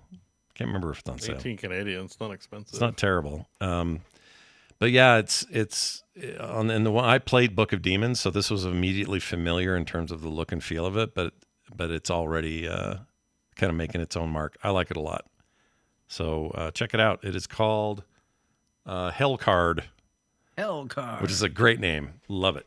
Hellcard. And you just keep going further down into the depths of hell with your cards, which are also hell cards. Hellcard. Let's see. That's what I played. John, you did a bunch of Steamfest Next Fest demos. Like you did last year. I love this. This is great. Tell us what you played. Yeah, I had another week where I was like, all I did was play Infinite Wealth. I got to do something. So I set a little bit of time aside and said, all right, I'm going to just try a bunch of demos real quick, not give them a ton of time, but just enough to kind of get the general gist of what we're talking about here. Sure. And so first one was Tribes 3. We already talked about that. Played a little bit of that. Really liked it. The next game I played was a game called Rotwood, which I know Scott is going to be interested in because it's made by Clay or Klee or however you say Clay, that name. Yeah, they are amazing. He loves everything they make. Yeah, they've yet to make something I didn't like. Even the genres I don't like that they made, they're better than the ones that they're copying. And they are amazing people and really cool little team. This I also installed, didn't have time to play it, so can't wait to hear what you thought. I didn't play a ton of this.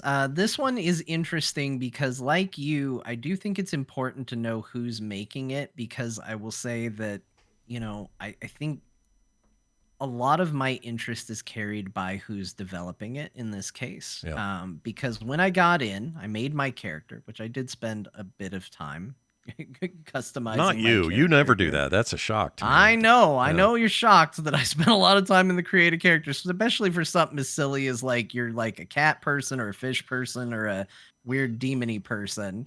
But I did spent a lot of time doing it. And then you kind of run around on these little like almost like vignette stages, sort of like Cult of the Lamb had. But they are very well drawn, very well animated. Like the game looks very good. And then you kind of do Hades style hack and slash combat.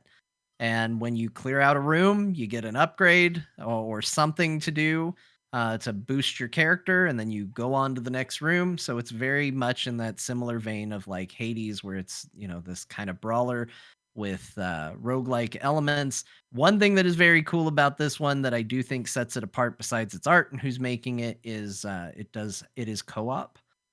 So you do get to do this experience with other people. I did not do that. So in other words, one of the more unique features about this is something that I did not experience.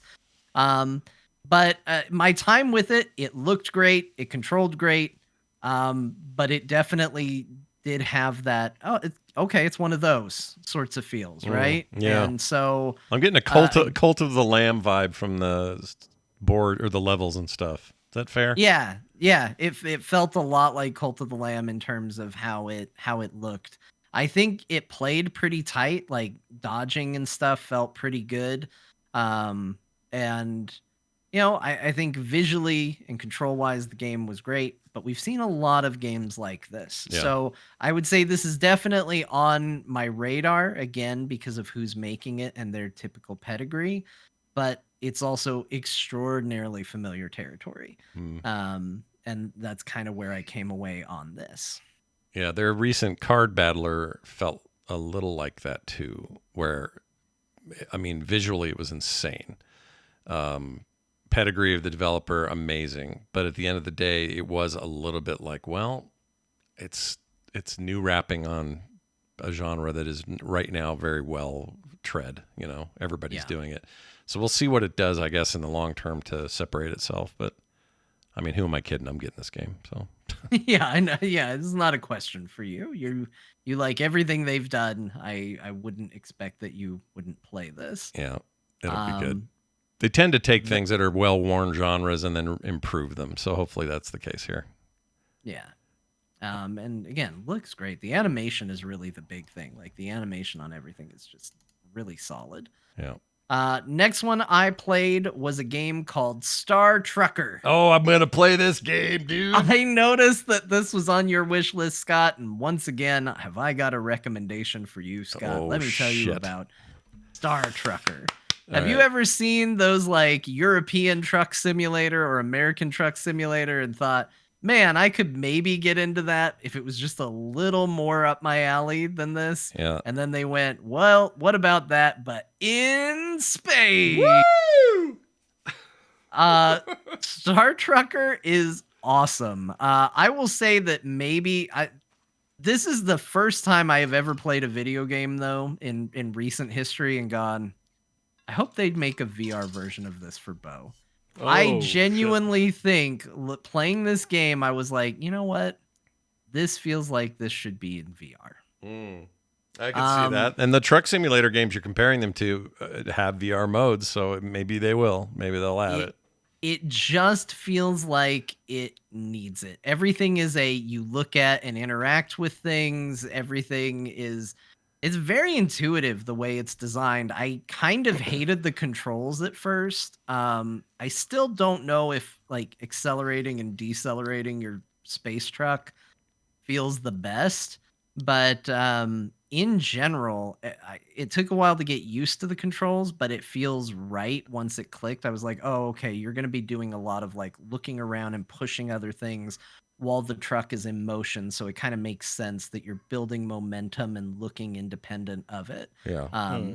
And kind of controlling your pitch and your yaw and how you're aimed separately from your movement, because you need to do a lot of things yourself within the space independent of controlling the truck. And yeah, you do everything. I played a bit of it and I was like, this is real chill, this is real casual, but this is real cool.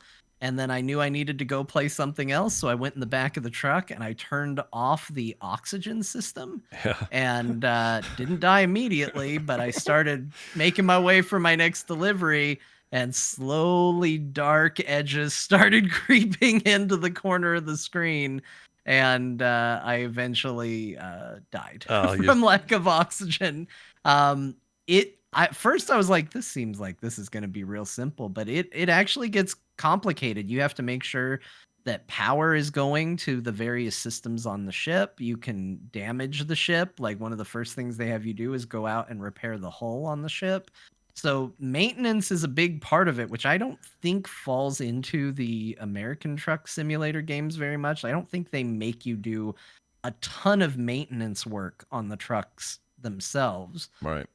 But in this, like, I had gravity fail while I was going, because they said they did a tutorial about changing out your power supplies. And I went, well, I don't know about that. And I found a power supply and I changed it and was like, that's good. But it was the gravity system that was actually on the fritz. And so we're in the middle of a run. All of a sudden, everything started floating around the cab. And they're like, gravity's off. And I had to float in the back and try and figure out where the gravity system was so I could replace the power cell. And as soon as I plugged in the new power cell, everything falls to the ground, and we're back on the road, so to speak. It's cool. Again. Yep. Like it's not the most fun I've ever had in my life. It wasn't like 30 to 40 minutes of just pulse pounding action, but I had a really good time with it. Sometimes you play a game and you're like, oh, this is perfect for Game Pass, because like, I don't know if I would want to buy this game, but I definitely want to play this game. Like, it's really, really cool and really unique. They definitely need to expand the radio. You can turn on the radio. It's just one station. And I played 30 or 40 minutes of the game. I was already on a loop back through the radio station. Is it like Firefly country style sort of stuff? It's not good. It's not terrible, but it's not good. Yeah, it is country. Yeah, they should put the Core podcast in there, which is fine. But, I was already doing things. I was, backing up and using the rear camera to make sure I docked with, cargo and, docking stations. And I went and filled up, got gas. I took a shortcut, ignoring like a space lane of traffic, and went through a debris field, which I think is like a risk reward type situation, because I had a little dash thing telling me there were projectiles I needed to worry about, but I don't think I hit any. And so it's just really neat. Like, I feel like this falls very comfortably in chorecore. Oh yeah. And even if they don't fix the radio, this feels like a perfect, I put something else on and played this at the same time, because it's slow and methodical. You are not speeding anywhere. No. You are just going at a truck's pace. And, it's cool. I'm 100% playing this. It ticks every box I have in gaming. It has, it looks polishy, which the thing I complain about most about new chorecore games, even when they're creative and done in different ways and whatever, is they kind of look like shit a little bit. The graphical fidelity of a lot of these games aren't great. And one of the things I loved about Shipbreakers, it looked amazing. This looks really good. Like graphically, it looks good. I like the Newtonian physics. I like everything about it. I am going to play this thing day one. The fact that I haven't played the demo yet is embarrassing. I can't wait to play this game. I'm so excited. Look at this skill tree. Holy shit. Yeah, it's cool. It's really cool. Like, again, know what you're getting into. You're getting into space trucking. That is it. Damn straight. It is not trying to be anything different than that. So when I say it's really cool and you boot it up and you're like, you just flying a truck around? Yes. Yeah. That's what you're doing. But you're delivering important goods to places that are your destinations. That's what matters. Yeah. You can't. The galaxy cannot fun- subsist without help from you and your trucking company. So get There's in there. fun space road signs and interstates. There are literal stop signs on the like warp gates. Like, and they just look like regular road stop signs right before you pull up to a warp gate. Like, I love it. I love the aesthetic. It's so fun. I'm all I in. think it's really cool. All in. Cannot wait. The last one that I played, the last Next Fest demo that I played was a game called Lightyear Frontier. Another one I want real bad. I know. I did what you should have done, Scott. I spent my time the way Scott should have spent his time. Yep. Lightyear Frontier is a survival game that takes place on an alien world where you're in a mech. Yeah. And let me tell you, that's a fun twist on a survival game. Yes, it is. It's Like- perfect. Like, I understand that twists on survival games are impressive right now. We got Pal World out there doing its work. Yeah. I thought this was super cool to be outside of the mech. You put the mech back together, then you start stomping around, cutting down trees, stabbing rocks with your mech arm. Like, it's just immediately Oh, a you cool can, like- twist Yeah. on You can the survival put, genre. make new build new guns for your mech and stuff. Yeah. Yeah, so Although, you assemble a bunch tools. of different tools on the arm, and like you start with like a saw. It's like one part saw, one part spike, and then I went and got a water cannon, and the mech just pulls one piece off and attaches the other piece and to it his has arm. multiplayer. Yes. Oh, goodbye, Pal World. Friendship ended with Pal World. I'm now friends with Lightyear. And the funny thing is like the mech, the conceit of a mech immediately gives you an upgrade path that you're like, oh, this makes sense and this is awesome. yeah. Yeah, it's Like, not just like a weird random unlock thing. Like, I learned the knowledge of making handguns. right. It's like, yeah, there's much more to upgrade on a mech. Oh, I'm digging This this. also has some serious, that polish I was just talking about, that chunky cassette future stuff is here. Yeah. And it looks Yeah. amazing. Beautiful looking game. And it's also mostly peaceful, right? My understanding is you're not killing a bunch of stuff. You're I mostly have not been building- attacked by anything. There was some dangerous looking slime on the ground, but I walked through it and seemed okay. But I could wash it away with my water hose. So that was already a fun interaction. The mech feels a little underpowered at level 1. Like, you're this giant mech with a saw in your arm. It still takes like a couple of swipes to get through a tree or a rock or something. Sure. But you also know like that's gonna be the upgrade path, and like that's gonna feel good and be fulfilling as you go along on the journey. I thought the world looked really interesting. There's a weird green like star in the sky that seemed to be getting bigger for some reason, and I'm curious what that's going to be and how that's all going to turn out. And it just immediately was this conceit on survival games where it's like, yes, this is very familiar territory. You got to build a campfire and a bed and all this stuff, but it was just enough of a twist where I was like, oh, I'm having a lot of fun with this. This is neat. And the world is bright and vibrant and cool and interesting looking, full of alien stuff. So Yeah, I this had is a a must really, play. really good time with it. Game Pass and, day one, by the can't way, wait when to it does play. come out.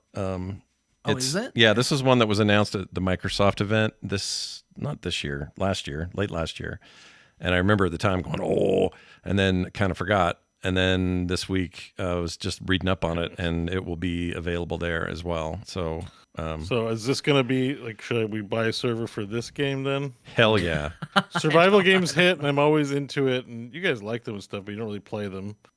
This kind of game, I'll play the living shit out of this. I mean, this is Yeah. everything about this. In fact, as far as I'm concerned, those same space truckers are right above us on this planet right now. Like, this is in the same world. That's how I'm Yeah, looking it at does feel like it could be. They did go very, very well together Yeah. in terms of look and whatnot. There's like in the second trailer on the Steam page, there's like this, like the 4 players are out of their mech around a campfire just having a drink while their mechs, like, like it's like tailgating or whatever, but mechs. I'm like, oh, this is awesome. It's really cool. The other thing I like is, this is a question I would ask the devs, and I don't know if they'd ever tell us, but There's a segment in the first season of Love, Death, and Robots, which I adore. Oh, I know what you're talking about. The one that felt very Starcraft. Yeah, with the Zerg-like creatures they had to Yeah. fight and everything. It really reminds makes me me of that. wonder if a bunch of them didn't see that in like 2018 or whatever it was, and then go, dude, imagine, let's just be those farmers. Let's do this, because that's basically the premise of that whole thing, and I'm just all in on this. Yeah, and they're definitely leaning into it. Like the crotch / engine of your robot looks like the front of a tractor. Yeah. Like they know what they're doing from a visual standpoint. Yeah.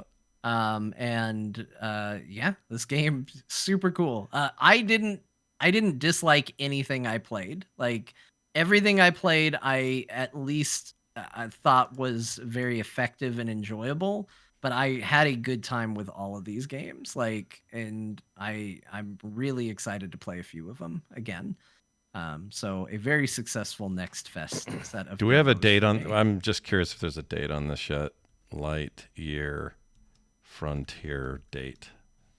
It's the first Google search on that. Let's see. Yeah, March. Oh, that's soon. That's soon, Yeah, dude. that's Mid-March. Very soon. Although it looks like it is, I mean, like most survival games, it looks like it is releasing in early access. So, Fine it's with me. Probably not going to be a full launch, but yeah, it just seems like a cool thing. I see on the site you can upgrade and customize your mech. That sounds badass. Yeah. I'm all for it. That seems really, really cool. And I like the art style of it a lot. So yeah, I'm kind of all for this. I think this game's gonna be great. Also, if people felt like games have been lacking any color lately, good Lord, look at this thing. It's the most colorful very game I've color- ever it's very freaking seen. colorful. It's beautiful. All right. Did you get up to any other trouble? I'll just mention I'm still playing boxes. I still did a couple puzzles in that. Still playing WWE 2K23 as we continue to get to the end of season 1 with a big old tournament. And yeah, so that's what I played. But truth be told, almost all my time's going into Infinite Wealth. Nice. Now, Yeah, the next fest was pretty rad. yeah, it's good. I'd love it. It's almost like unofficial PC E3 every year. It feels like a little bit with all these demos, and we get to play There them. was a lot of cool stuff this go around. Like, Yep. Could be a good year. As if last year was, not great. This year will be even maybe better. Who knows? Beau, okay, finally, some of you in the chat have been waiting for this all night. Stormgate, open beta demo. The StarCraft 2 people Yeah. went and made a game. How is it? so after playing Tribes 3 instead of this for a while, I finally cracked open Stormgate. Oh. Uh-oh. Uh-oh. I don't know. I don't know. I don't know what to say. I'm scared. I'm afraid. Hold me. Well, it's not that dour. But I think my sense of it is this is pretty early. This is a pretty early build, and we're not where we're at. Where we're going to be at, hopefully at launch. So what's comprised in the package that we do get to play is the co-op commanders is available, and there's versus, which I didn't get to. I played 2 or 3 rounds of co-op commanders, both a Terran commanders available, and the Devil commander is available. The Devil faction as a commander available. And there was, as far as I could tell, only one mission, and the mission was, well, very basic. John, I know you've played a lot of co-op commanders, so you'll kind of understand my description maybe more than some if you play co-op commanders. But basically, there's 4 bases. You kill the 4 bases, and then you kill the main base. There are 3 carts, or there are carts that periodically get shoveled over to the main fort. You got to interrupt them. If you let 3 pass, the mission fails. Now it's a 3-player co-op mission. But there's some frustrations, which I can't blame the developers or the game. First of all, the game is not StarCraft 2. Yeah. So the pace of the game and the way things work, I think, emulate StarCraft 1 a little more, Warcraft 3. And I was trying to play it like it was StarCraft 2, and that wasn't really working. I, did the Terran bio ball thing because there's medical units, and and soldiers or Marines, I should say. But there's no way to upgrade their damage or health. Like you just can't do that build. That build turns out didn't work. I got smoked. So I got my army like completely annihilated a couple times. So there is a learning curve in terms of learning how to effectively use the units, what they do, which is generally handled by a campaign, which is not in the game. So fair enough. That's on me. I wasn't having fun because I wasn't understanding how the units were working. Right. So that's one issue, but maybe more on me, or it's just a test of the game. Right. But I would say that the mission, not great. I didn't find it very fun compared to co-op commander missions. I wasn't having that much fun with it, to a degree that I was like, maybe I'm in a bad mood. So I loaded up Starcraft 2 to play some co-op commanders, and I really enjoyed myself when I played Starcraft 2 immediately after, and I was like, okay, it's like somewhat me, but also somewhat the game. They've also said upgrades aren't in the game; they're coming. Yeah, so I think like right now, this is at a stage of development where the nuanced competitive players are going to appreciate perhaps what they're doing, and like keep in mind, I'm rooting for this game. However, I guess my major misgivings were this: the soundtrack, ass. Soundtrack's not good. The music is just wouldn't enjoy it. And I gotta say, now that I'm in the game playing it a bit, I don't like the art style that much. It feels like Fortnite StarCraft, and that's not my jam. Interesting. I wondered about that because that's a thing I look for often early in a game and its development is the art. And at first, I thought, well, they're kind of looking. This stuff looks like the buildings look like StarCraft 2, sort of chunky and rounded and flashing lights and whatever. But then these units, I see what you mean. They're like cartoon units. They got like that Fortnite look. It's not. I wouldn't even call it cartoony. I would just call it the Fortnite look. Like that's I'm gonna just say this. Whenever I have seen footage of this game, I watched a couple matches and stuff like that. Every time I see a screenshot, the best way I can describe how it looks to me is like if McDonald's started selling StarCraft toys. I mean, yeah. This is what it looks like to me. Every time I look at it, I'm like, oh, it looks like the Happy Meal knockoff of StarCraft. Yeah, and it's sort of getting that vibe from it. Like, and I understand what you mean because even the build, like, thinking about again StarCraft, the buildings and units are all iconic and very distinct looking, and in this, like, they felt like I was having a hard time distinguishing between the various buildings on the Terran faction I was playing, or whatever they call them. They everything looked a little samey, not quite as iconic, like just like a kind of a death by 1,000 cuts. Nothing that I'm like that's terrible. Actually, the game was quite stable and worked quite well, and I could see the ways they were innovating on the combat or the command card for your inputs. While I appreciated, well, it's not my muscle memory with it. I think they were improvements that you just have to get used to. Like, there's a lot of good ideas in what they're doing, but part of the draw of StarCraft is it's badass, right? Like, it's got a kick-ass soundtrack vibe, like, pull out all the stops. We understand this is a smaller team working with less resources, and they're putting it all into the, functionality of the game. All that to say is just like, this game's not ready. This game's not ready, but it's an esports game. I think they got to get into. I think they have to get into people's hands early, but I think also, I looked at how many people were watching the open beta, and more people were. It was like 7K. More people were watching Diablo 4 and older games and shit like that. Like, this was definitely not at a point where it's making waves. This is very much a special interest game. Yeah, and genre for that matter. Yeah, that's kind of where it's so at. I don't think this game is gonna blow up because it doesn't have something for the people to like. There's a lot of people who bought and played StarCraft because the IP and franchise was very exciting, even if they long term struggled uneasy through the campaign, and that's all they did. Yeah. And enjoyed themselves and didn't get into PvP and didn't do co-op commanders, and that's totally fine. The games need those hype, and I think I didn't want to poo-poo it because I know multiversal stuff goes down a lot easier, and like I get that the idea is, we're taking these iconic sort of things and mashing them all up, but you have to reserve judgment. Like some of this, I feel like the game's not fully out yet, but like I'm not feeling these factions or these characters right now.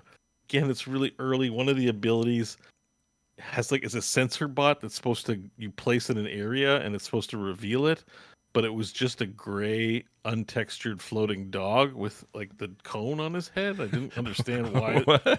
And it didn't animate. It just kind of moved in the screen and then revealed an area. And I'm like, I don't really understand a lot of what's going on in this game right now. Like it doesn't, but it's early, right? Like yeah, it's early. It's like I'm holding some judgment on it back because it's just to get people to try the game out, and that's fine. Sure. From an esports angle, but it's, I don't know. The map was really small.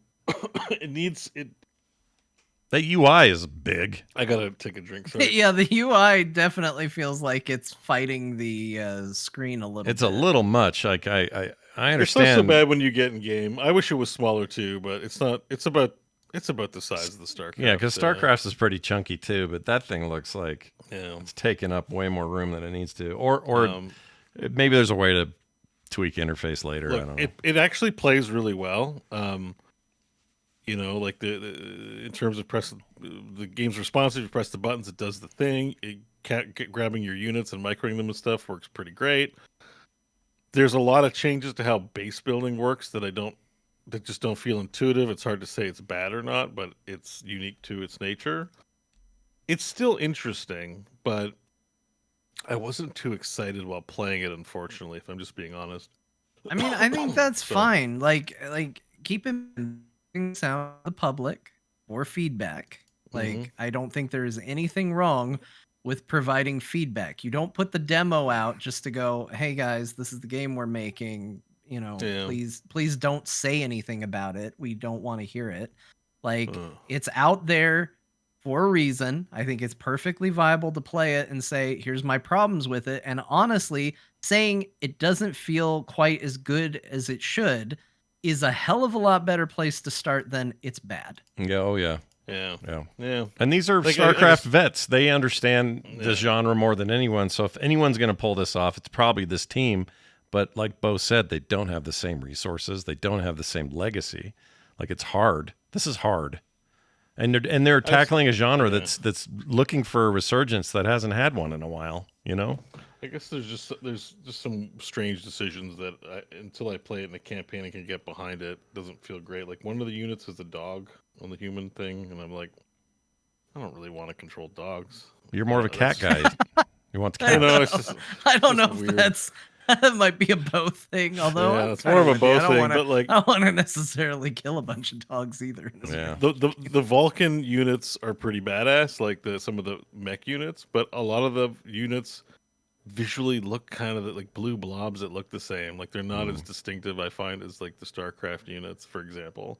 Yeah, little things like that. The buildings also feel like, especially on that demon group, like every building kind of, what's this building do and what's that building do? And it's hard to go full in on the criticism because some of it is learning the game. You're right. It's like the Zerg. If you're going to learn how the Zerg with work, Starcraft, I've played all the campaigns, exactly. so I've learned all the units and I know how the game works. And some of it's just my own ignorance. So yeah, the strength of Starcraft is here are the Terrans. They're familiar. They have tanks. They walk around. They do people things. And then they say, well, now let's introduce the Zerg, who are weird as shit and grow all their stuff, and everything has to have the right ground to even happen. And then there's the Protoss. They got a whole other way of thinking. Like that's what I love about StarCraft, but you're right. They have to kind of spoon feed it to you, and you can't do it in a quick match. And I think the like part where it's like, oh, this isn't that cool, is nothing feeling too iconic. Like when you play the Hell faction, you start with a few units. Well, you always get a general that you can control, just like Warcraft 3, right? You have like a hero unit or co-op commanders. Yeah. Some of the, when you play Zeratul, you control Zeratul on the map, or Kerrigan. Right. So you start with like your Hell Prince or whatever he is, but you also get a butcher. Like I know it's called Fire Giant, but he just looks like the butcher. Like, yeah, I'm like, wait, butcher's in this game, like a fresh meat guy, and I was like, well, you know, it's Fire Giant, it's called, but like he's a big, muscly red dude with, you know, I think a hook. I don't know if he has a hook in one hand, but he definitely has a big meat cleaver in one hand, you know. And I'm like, this feels, you know, Dota 2 vibes. Like, I don't know, man. I didn't walk away going like, this is awesome, I can't wait for it. I went going like, walked away from it going like, I don't know, you know. Yeah, you had more fun in Tribes. It sounds like I was disappointed. Yeah, I definitely couldn't couldn't pull myself away from Tribes, but I very quickly pulled myself away from Stormgate to play Starcraft 2 co-op commanders. That's my assessment. That's interesting. Like, no, it's fair. I think that's. I had a good time playing Starcraft. I was like, shit, yeah, I haven't been playing this. I need to, you know, I love that beginning part where the music kicks in, the Terran music, and I'm doing my, you know, build command card stuff, and I'm like, probably we'll get there with this game, but I don't know if it'll have the same vibe or appeal, unfortunately. So I'm a little worried about the future of this game. Based on what I played. Maybe that's why they kept touting Metzen's involvement, which I don't think was a ton. I think it was mostly him saying, hey guys, miss seeing you around the office. What are you working on? Well, we got this thing. It's pretty cool, don't you think? Oh yeah, that's great. It's not quite, you know, Kerrigan and freaking Jim Raynor and all this, but it's pretty good. And if I were you, I'd make that Fire Giant shoot fire or some shit. All right, see you later. Like, I don't actually know any of this, but it doesn't seem like they had the same level. I'd get rid of the Fortnite vibe, please. I don't think it had the same level of like story world building prowess that perhaps StarCraft got even in its earliest stages. So I'll tell you my big takeaway from this discussion is I now cannot wait for the multiplayer Tuesday week where we make Beau play Fortnite. Yeah. Oh man. I'm so excited. So many good games. We're not going to play Fortnite, I'm sure. I mean, I would play. You wouldn't waste your pick on Fortnite. The only reason I would play Fortnite. I'm 100% wasting my pick on Fortnite. It's just to troll me. It's just to troll me. No, because I think Scott will like it, and I think if you can get over yourself, you might like it too. I mean, I'll do it, but I will do it because it's with you guys. That's why I'll do it. Yeah, exactly. So what else been up to? It's World of Warcraft SOD. I just wanted to say one more comment about Stormgate. Oh, do it. That I know that Simu Liu is in it, so maybe it will be great. Oh, that's right. I forgot. Maybe I heard. I can't bring that up. Okay, let's not say anything. Scott walks into a trap. I just realized they would get a certain person in trouble. Simu the other day. I was just talking to him and learned all the details. I don't know him, but I know someone who knows him, and I heard things that weren't good. Anyway, whatever. Shit. It doesn't matter. Yeah, no. I'm sure he'll do a fine job. Everyone, if you're hearing this, just do not post things on social media about Don't this. neuralize yourself. Yeah. Don't tell Polygon or anyone else. Just forget you ever heard anything. Move it on. Some of it's public, but most of it that I heard isn't. But anyway, I'm sure he'll do a fine job in the game Stormgate. In Co-op Commanders Stargate. I'm sorry, Stormgate. All right, Beau. Anyway, what's going on in WoW? Oh no, it's today is Phase 2 released 2 hours before recording, which I haven't gotten into yet, but I'm probably playing after the show. So Phase 2 is here, level caps 40, new runes, new dungeons, new shit to do, other stuff, etc. I've tried not to really spoil myself too much on it, but everyone who's playing Season Discovery is very excited for this next phase. Yeah. And I'm still raiding twice a week, so still on the regular rotation. I love it. I've ran Black Fathom Deeps now like 40 times. Oh my gosh, that's a lot. Yeah. I'm looking forward to No More Gone, I guess now. So I think Black Fathom Deeps in the old way of playing it, I've probably played it 4 times. Well, it's a long dungeon and tough to get to, especially if you're a Horde. It's a little bit more of a pain than for Alliance. Yeah. But, I don't know if I've ever played through it legitimately, but I've run plenty of people through it. Yeah. Where I'm just like, just follow me and pick up loot. Yep. Don't fight and if the boss goes down, hide in its body until everyone else takes down the trash, and then let's move on. Overall, it was fun. Killers was challenging. The last boss was not so much, but anyway, Phase 2 starting. I'm looking forward to playing. I've also leveled a rogue now. Oh, So you got everybody really. Who you missing? Congratulations. It's kind of fun to run. Whenever I'm done the raid, I'm like, I want to run it again. I mean, part of it is a lot of people who listen are in. Season Discovery is very popular with our listenership. Oh yeah, some of our listenership. So there's always a few more people that want to run. That not because it's only 10-man raids, and other people want to join. So I make alts so I can, run more people through. That's the idea. Although I think at this point everyone has like 15 alts, so I don't. It's like the snake eating its own tail. I don't know. Yeah, it can be. We try to prioritize the new people, but everyone's like, "But I want to run this class," and I'm like, "All right, we just need to run people's mains, guys, and get other people in." But it's fine. It's all fun. It's fun. Yeah, you're just getting. It starts to scale. Somebody rises up, kills Beau's character, and then there's a new leader, and it's just like Lord of the Flies over there. So enjoy. Yeah. Excellent. We're going to take a break. When we come back from this break, we're going to do. Oh no, we're not doing a Dear Martha.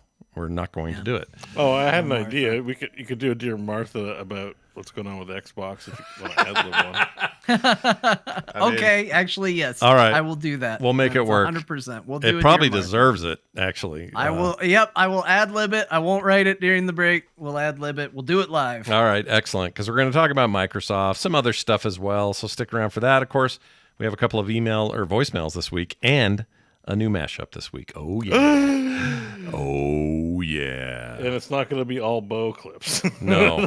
Although the world thinks you said the thing. Everyone thinks you said the word pussy pants, which is the term. I know. I'm like, did you not listen to the last one? I'm the featured guy, so it can't be me. I don't know who it is this week, but because I haven't listened to it yet. But we're gonna all after this break in about 5 minutes is all people in the chat. So stay around. We'll be right back.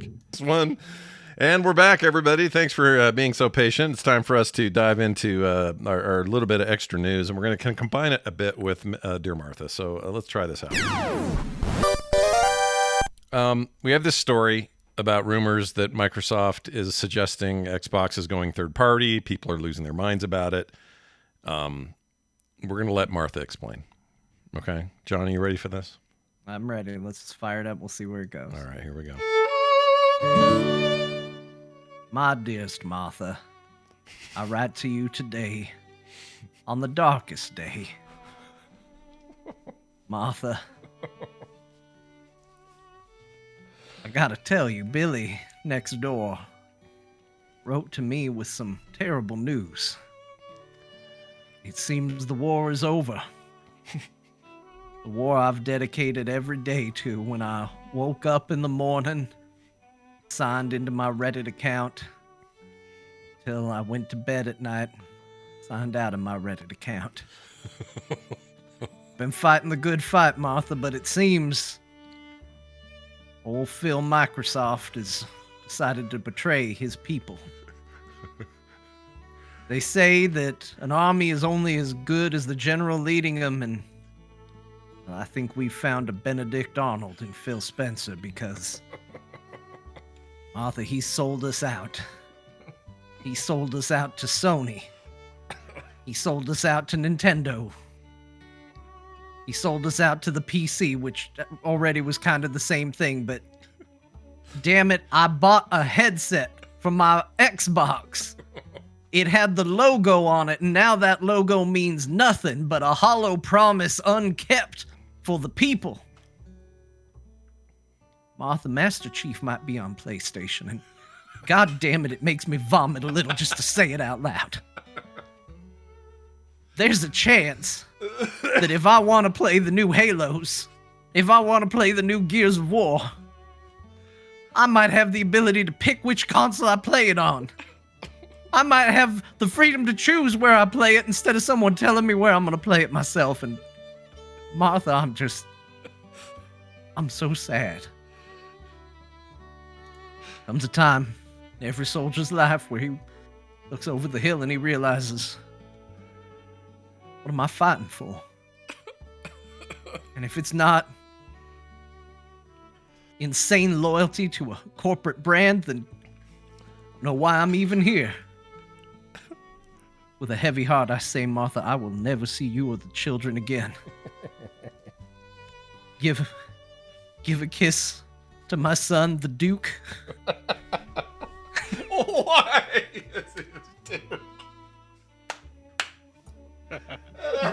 Tell him I love him. Yours in this life and the next. Yeah. Xbox fan 9735129X.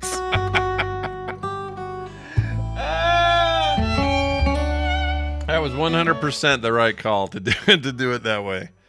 I'm so sick of the discussion around this thing that it had to be this. And Beau, your pictures made it even better that entire time. Yeah, Xbox fanboys crying. Bring it in, give me a hug. Who's the guy who writes the Dear Mara? Stuart? Yeah. Come here, Stuart. Let's hug it out, bro. I mean, you kind of summed it more up. Xbox. But it's basically, they followed through on what they've been telling us, and we haven't even gotten confirmation on most of this. Hi-Fi Rush these is are going to the rumors. Switch. Nothing official has happened. Yeah, the only thing There's official, been no announcements. the only official thing I'm aware of is that Hi-Fi Rush is indeed going to Switch. That's it. Everything else that's been talked about, especially Starfield, was a big discussion point. Some other stuff. Oh, the upcoming Indiana Jones. None of this is confirmed. It's all rumor. And even if it's true, what you're seeing is, let's say it's all true. What you're seeing is what they've been promising us for years. Do you remember when Phil Spencer got up and said on various places, we don't care where you play our games, we just want you on Game Pass? He meant it. They all did. So don't get so weird and precious about it, everybody. It is what it is. Who cares what plastic box you've got it under? I personally would love to have Game Pass in more places. That would be great. Let's go. But that's all we know right now, so it's kind of pointless. So having Martha do it was perfect. That was perfect. Not Martha, but the guy who writes Martha all the time. The guy who writes to Martha. Yeah, that's right. All right, Beau, you're gonna leave those hugging people up. It was perfect, and honestly, it's the best that this story deserved. Yes, thank you. I agree. That was perfect. The whole thing was an perfect. Amazing decision from Beau. I'm going to go ahead and say programming note from Beau. I'm going to go ahead and say it's the best coverage of this story that I've seen this week. It really is. It's truly the best, most in-depth coverage. Journalistic standards be damned. We did it right here. All right. What else is going on? Just to answer chat room, I did not draw the images I was posting. For audio listeners, I was posting memes I Google image searched to Xbox players crying. That's perfect. And to be fair, there's as many for PlayStation as there are for Xbox, because people take the time to make those. Every time one company slams another, PlayStation fanboys are crying, or Xbox players are crying. Yeah. Anyway, It's all link bait bullshit, and I hate it. it's the Xbox players realize they've lost, and the memes are them. Yep. The tribalness is real, and people are freaking out. But whatever. I don't know why. I don't know why it matters to people. I'm trying to think why it would matter. Let's say Starfield goes to the competing platform. Okay. What changed for you, gamer? Nothing changed for you. You have your version, and your friend who has a PlayStation and can't afford both consoles, now he has a version, and you should be stoked for him. If you guys like that game. I have a hard time believing people like Xbox or PlayStation that much, but I'd be bummed if Steam was closing down. Well, that'd be different. Yeah, and they're not but doing there's that. a difference between Steam closing down and Gabe Newell saying all Steam exclusive games are now going to be available on all stores, which is already kind of the truth anyway. Yeah, it is an exaggeration. Like it is, yeah. But Microsoft, but everyone thinks everyone's all gamers are video game business analysts with master's degree in business administration. Oh yeah, that's the problem when you talk to gamers. They immediately know everything that's going to happen with their savvy study of the industry. That being said, all the freak out did prompt Phil Spencer to say that next week he's going to explain more so that people are less confused. So whatever that means, we'll talk about it next week. But sometime earlier in the week, he's got some business interview thing. I don't know who it's with, but they're going to talk about what they're doing. So, no matter how hard you try, I'm going to put my Corpo hat on. And Corpo hat says you need to set expectations of people, right? Because if they miss a detail and find out later, even if you did your due diligence, they're going to act betrayed. So you go out of your way to triple down on telling people what's going to happen, right? In that context. Right. The public, not so much. No. In my experience, you can pace things literally on your forehead, and someone's still going to be like, I didn't get the message. I didn't see it. Please explain it to me. Look in a mirror. No, it's maybe backwards. I'm having a little bit sometimes this experience when I'm streaming and stuff. Not calling it. Everybody who watches me is wonderful, but it happens where like I say it on stream and on the show, but someone will still message me on x.com and like they didn't hear it in the 3 different places. And I try to be reasonable, take a deep breath, but I'm like, I've said this thing so many times, you know. So, yeah, this gets a little ridiculous. At that scale, it's like Phil has been saying it forever, and yet you somehow miss this. But I have a different theory. Can you play the X-Files sound? Here we go. Where is that? I have a different theory about all of this. Oh, you do? I didn't know we were going to get this. It's more of a joke. It's a joke theory, but it sort of tracks a little bit. I wish I had this handy. Hold on. Well, whatever. X-Files. You don't have to have it handy. No, I got it. Here it is. There you go. All right, that puts us right there. So the console and the identity of the whole thing is like Xbox, right? X being the important letter. It's where the parties is. If there's a room and there's a label up top, it says X, and Xbox and friends are in there partying. Then this turd of a human bought Twitter and renamed it to X, and is clearing out the party because he took a shit in the party. And Microsoft's like, yeah, we don't want their gaming brand associated with the letter X anymore because this guy's clearly forcing the issue, and we're going to call it something else and move on to a new era. It's just more of a joke than anything else. But all right, it's kind of a Musk box. It's an Elon. It's in a way, it's an Elon Musk box. Oh, I see what you've done. A Musk box. Yeah. Yeah, like Musk he's stating box. the brand, and I guess they can't. You know, A Let's do musk it. box. can't Smells do anything like- about it. Sounds like So- something that smells in order to attract animals. Exactly. He took a big shit in the X room, and they're like, we don't want to. But see, we even have something in the chat that's happening that is the problem here. Omega 9, I like you a lot. You're around all the time. You're a cool dude. But his comment in here is, but yeah, I will never buy an Xbox again. I got my PC for Game Pass. Now I'll have my PS6 for games. We don't know anything yet. You're making a decision about a thing that is purely rumor and speculation. So just give it a minute. Let it settle. Let's hear what Phil has to say. And even if he does, there's no drama in this. In fact, that's a thing you should do. You should say, well, I probably won't buy an Xbox again. And they probably won't make it again if this is where they're headed. I think they're going to make a handheld, personally. I think they got a long-term plan that's like totally... hold on. Here's me. That was one of the rumors. Yeah. Oh, the Microsoft Switch. Yeah, basically, they're going to make a handheld that runs Game Pass and not just cloud, but like, let you install it. More of a Steam Deck kind of approach, but And then plug it into a dock into your TV. yeah, I mean, basically, yeah.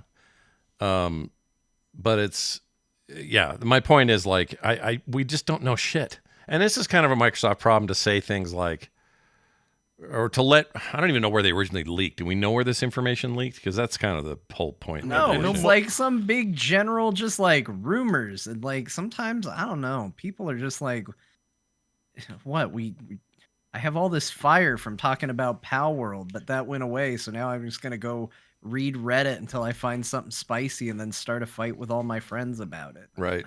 Like, Yeah. I don't know where it's coming from. Just take a breather. Like, let's just wait and see. Yeah, take a nap. We'll find out next week. He's going to say stuff. It may not even be the full story. It may just be enough to stem the tide of misinformation. I don't know. I don't know what they're going to do. The other thing too, because chat room's like, but I want my console for my TV, and that's just I want. If the consoles go away, I don't have less options. It's bad for us. I know I'm not going to get a good response to this, but I'm going to say it anyways. You can hook up a PC to your TV and do Steam Big Picture. Which You're not. It's not as hard as people think. Like you can just run your PC. You can have a PC set up on your TV. I did it for years, and it's great. It's actually way better. You can get a micro keyboard with a touchpad as a remote control, and you can hook a controller up, play all your controller games on Steam Big Picture or whatever. Like it's all actually super feasible. Yeah, that all works. But the bigger point is that Or just get a PlayStation. yeah, I will say this. All right, let's just say Microsoft. Let's and that too. pontificate. If Microsoft gets out of the console business, meaning they don't make the plastic box you all worship anymore, for whichever side you're on. Let's say they stop doing that entirely, and it's a cut deal, like from This is the last generation Xbox. Okay, you could make the argument it's not good for games when competition in that space reduces down to basically Sony and that's it. There is no competition. Does somebody come into the picture and offer some competition? Does Nintendo up their game and go for power again? Probably not. So is that good? Probably not. Competition is good. And so I don't love that part of it, but these things have a way of working themselves out. I just think that like there's an issue with the games industry, which is we started off this whole thing, it being a family entertainment center to get the parents to buy things for the kids and making the money on the back end. I don't think they're making money on the back end with these loss leaders as much anymore. I don't think selling, a $1,000 to $2,000 machine for $300 is a good business. Is like looking into the future, a good business to be in for the next 5 or 10 years. Like, you guys enjoy your cheap discounted shit, but like, I don't think it's the moneymaker it used to be, especially with the game prices not really going up, even though they did save on the fact that they have less spend on physical media.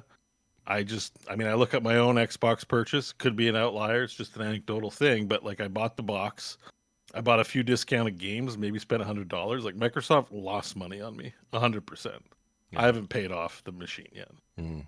I don't think and that's why the PlayStation devices are creeping up, because all you people who were kids back in the Nintendo day are adults. Like, you have jobs, you could be spending a couple grand on your console. Why are you spending $300 for a console? Well, for those who don't love it and just want to have a thing for the kids, play Blu-rays, watch streaming services. I mean, I think consoles fit a pretty good niche, and they sell really well. I mean, they outsell PCs for games anyway. Yeah, because they're a great deal. What I'm saying is they wouldn't sell well if they were actually charged at retail what you'd pay for a PC, because it's like all the same components. Like, they sold at a loss. That's true. They do it. They're lost. They have to make the money back on the software. So if people are buying less software because mobile is the place to be, and they're doing these aggregate kind of deals instead, like, they'd rather sell you Game Pass than sell you a box or sell you a full price game on their store.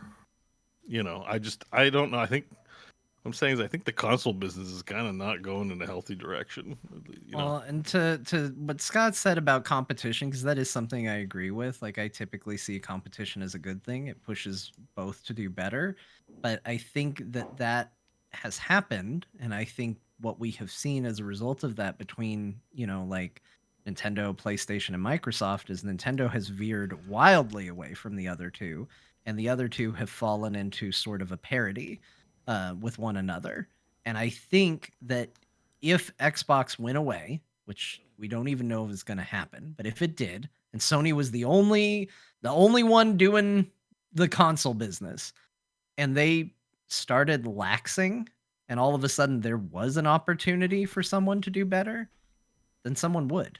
I think part of the reason why you don't get in this race is because right now both companies are doing pretty much the same thing just as well. Yeah. I think the big thing that sets them apart is exclusives, which is a silly thing to set each other apart with, and Game Pass, which can be anywhere. Right. So if those are your two identifiers as like, this is what we're doing differently, then there isn't a need for another competing box. But if Microsoft disappears and Sony all of a sudden is like, we're not going to do anything really. We own the market share. We don't have to do anything. Well, then Microsoft or anybody else can come in and go, hey, we see an opening now where we can differentiate ourselves. They pick up the slack. We'll do it. Yeah, I agree. That's totally how this will go. This is historically correct as well. It's just that's how these businesses go, tech or otherwise. It's just the way it works. So I'm not that worried about any of it. And I think Microsoft is right. Hate it or love it, they're probably right about the future of this stuff being services and cloud-based.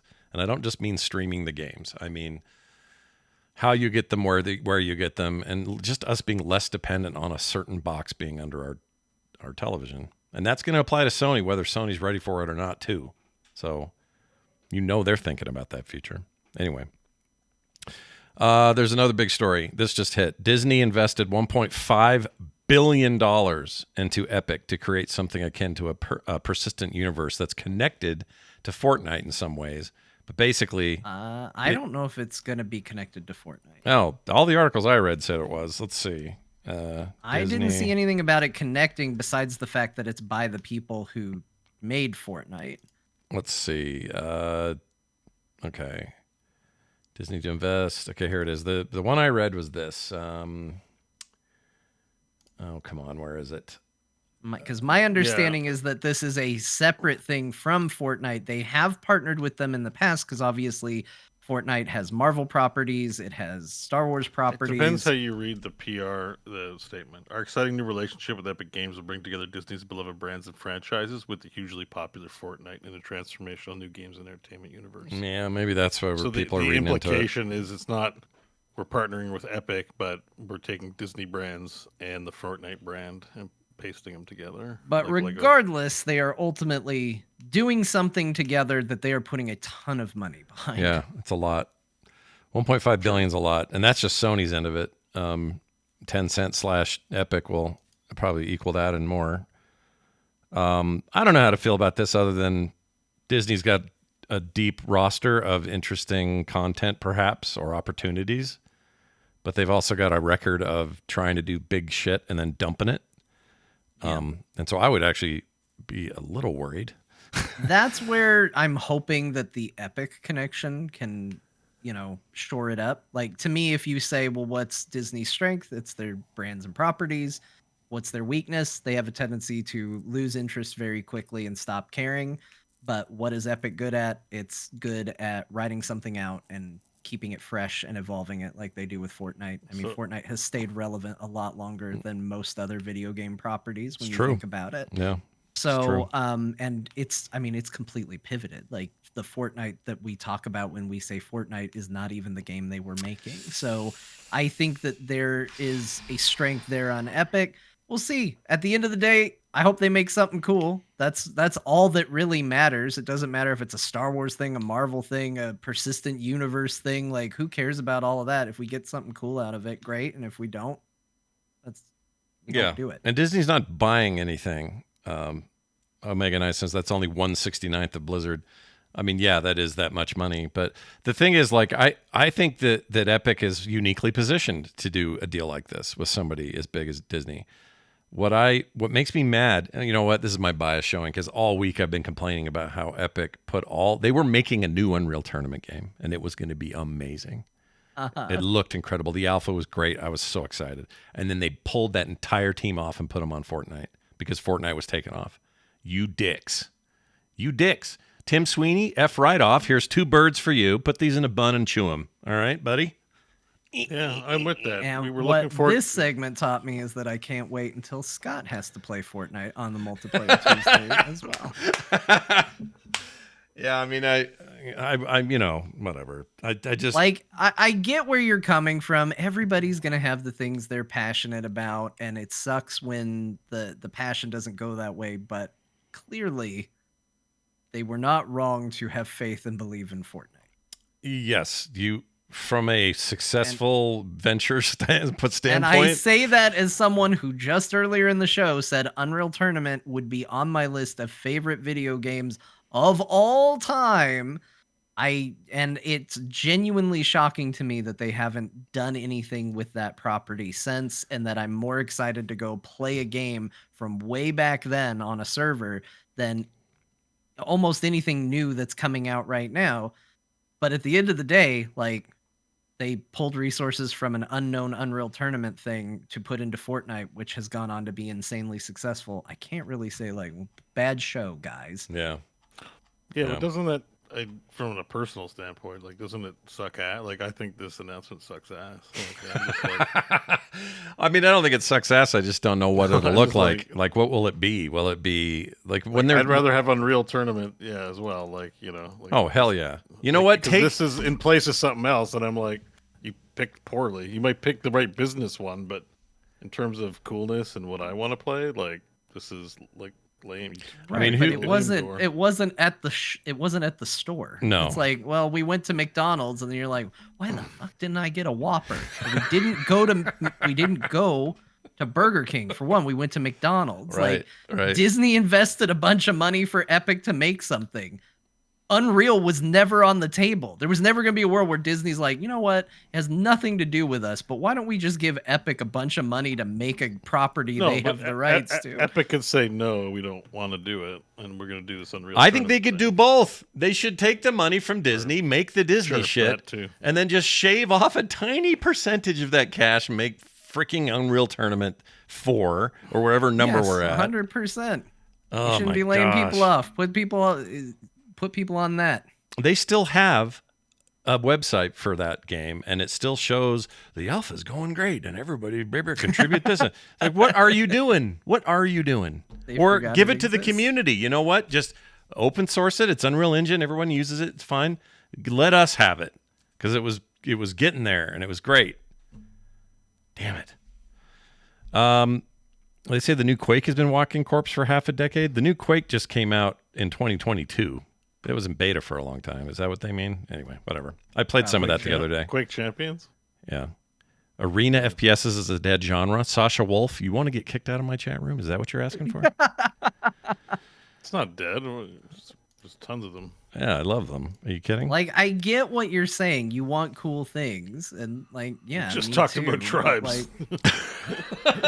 Yeah, tribes is coming back. I know what they mean. It's like RTSs. Sure, it isn't the dominating influence that they used to be. We're not asking for them to dominate again. I just want everything doesn't need to be a battle pass. Everything doesn't need to be chasing the battle royales and then chasing the MOBAs, and then I'm tired of all the chasing. Like, somebody freaking innovate or make old cool shit. I don't care which.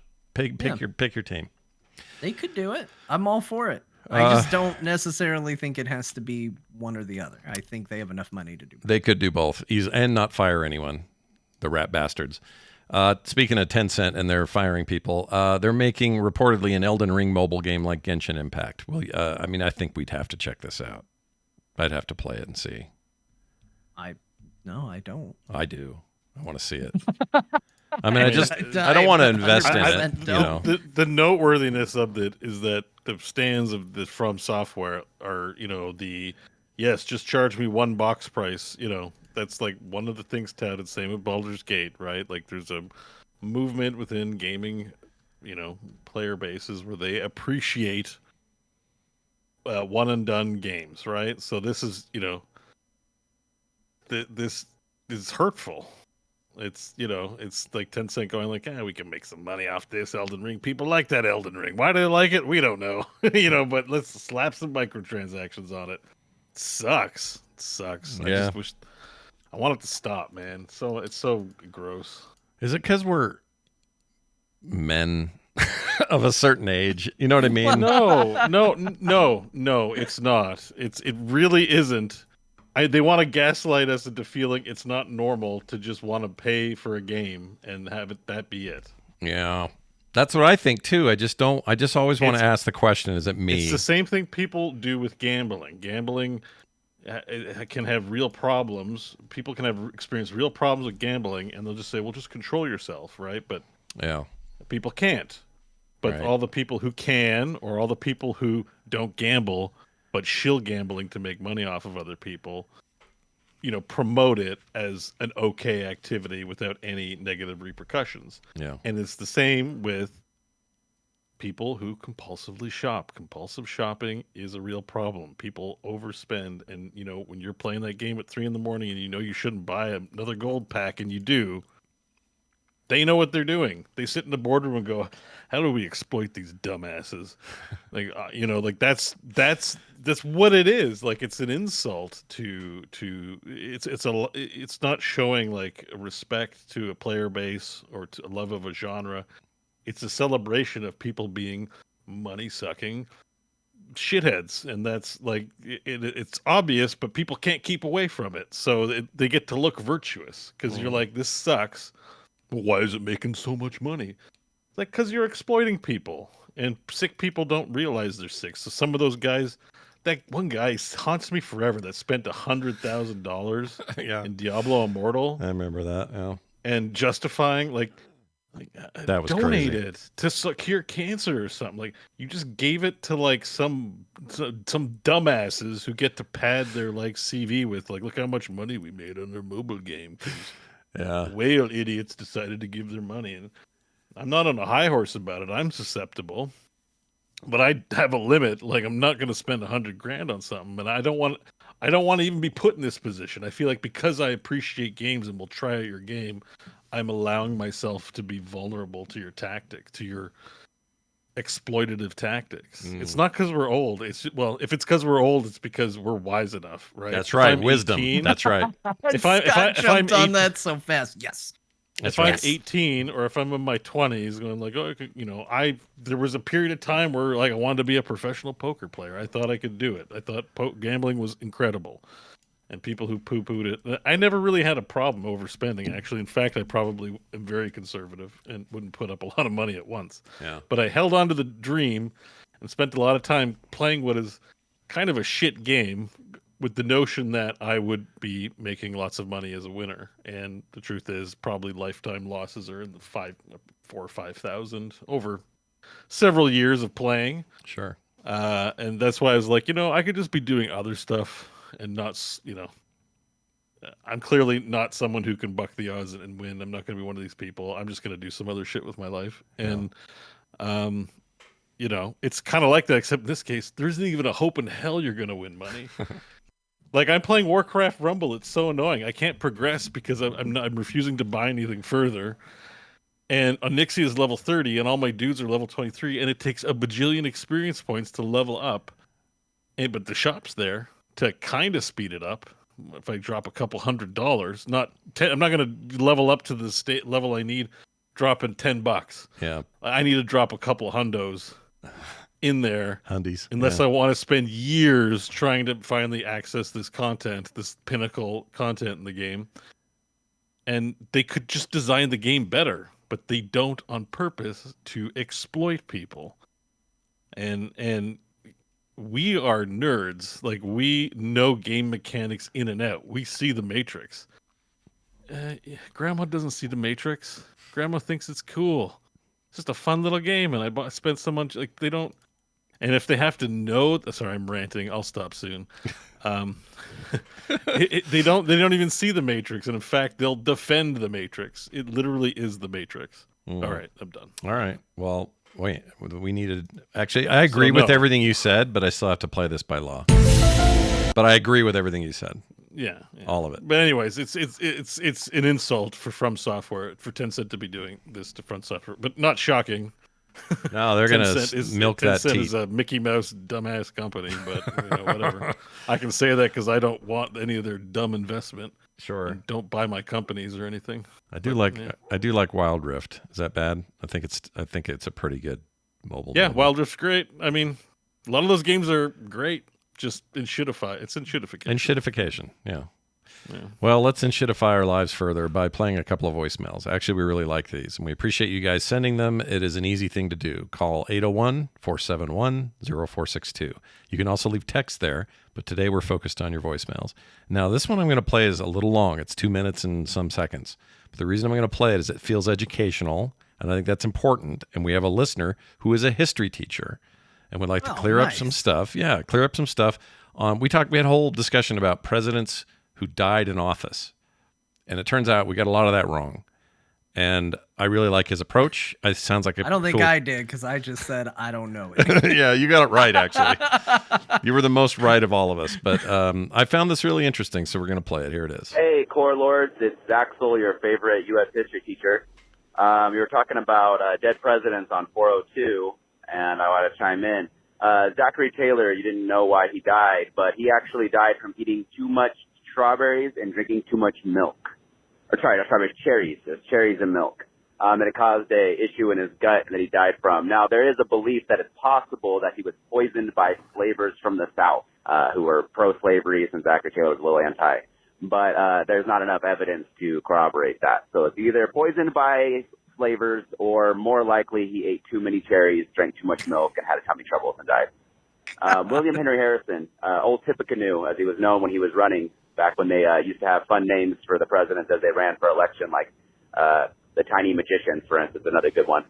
But Old Tippecanoe, William Henry Harrison, he was a war hero, much like Andrew Jackson from the War of 1812. after Andrew Jackson's term. He wanted to prove that he was tougher than Andrew Jackson and smarter than the other president as well. And so he gave the longest inaugural address in history. Well, he did that. While he did that, it was raining very hard and it was very cold. It's January when you give those addresses, right? And so he's standing out in the cold, wet rain, and he is not wearing a hat. He's not wearing a coat, and he doesn't need them because he's a big, tough man. Well, that guy gets pneumonia and dies just barely over a month into office. And so he proved that he is neither smart nor tough in his efforts to prove how tough and smart he was. So McKinley was assassinated, and that's how you get your first Roosevelt, Teddy. Teddy Roosevelt was the vice president. He becomes the youngest president in history, not the youngest elected, but the youngest president in history because McKinley is assassinated. Then they try to assassinate Roosevelt later, but he takes it to the chest, if you recall. He's going to give a speech. He gets shot in the chest. No, he does go through his steel glasses case and through his 50-page speech that was folded in his pocket, so the bullet doesn't penetrate very far into his chest. But he does say to the crowd, you all have to be very quiet. I have just been shot. And then he gives the rest of his speech like a boss. So those are some of your presidents. Have a great day, and I'll see y'all later. Again, that was Zach, your history teacher. Bye. I love it. I want to go back to school and be in his class. I just want to point out, anytime you ever feel like you're just not tough enough, just remember that too many cherries and milk and a little rain speech felled two presidents of the United States. So he died because he didn't wear a jacket from hypothermia? Yeah, he was so refused to be like, and nobody believes in global warming because, like, when is the last person? I see kids without jackets all the time. Well, they're just being stupid. But in his case, he thought it was a sign of manhood. Hypothermia. he thought he was being manly. I remember hearing that story about how he read the longest speech ever, and we didn't have, antibiotic and antivirals and all that stuff then. So that dude was just asking for it to be out there in the elements and then catching something, and then pneumonia will tear you a new butthole if you don't have pneumonia's rough. Yeah, that used to kill people left and right. I got it when I had valley fever. Oh my gosh, pneumonia on top of it. That's not fun.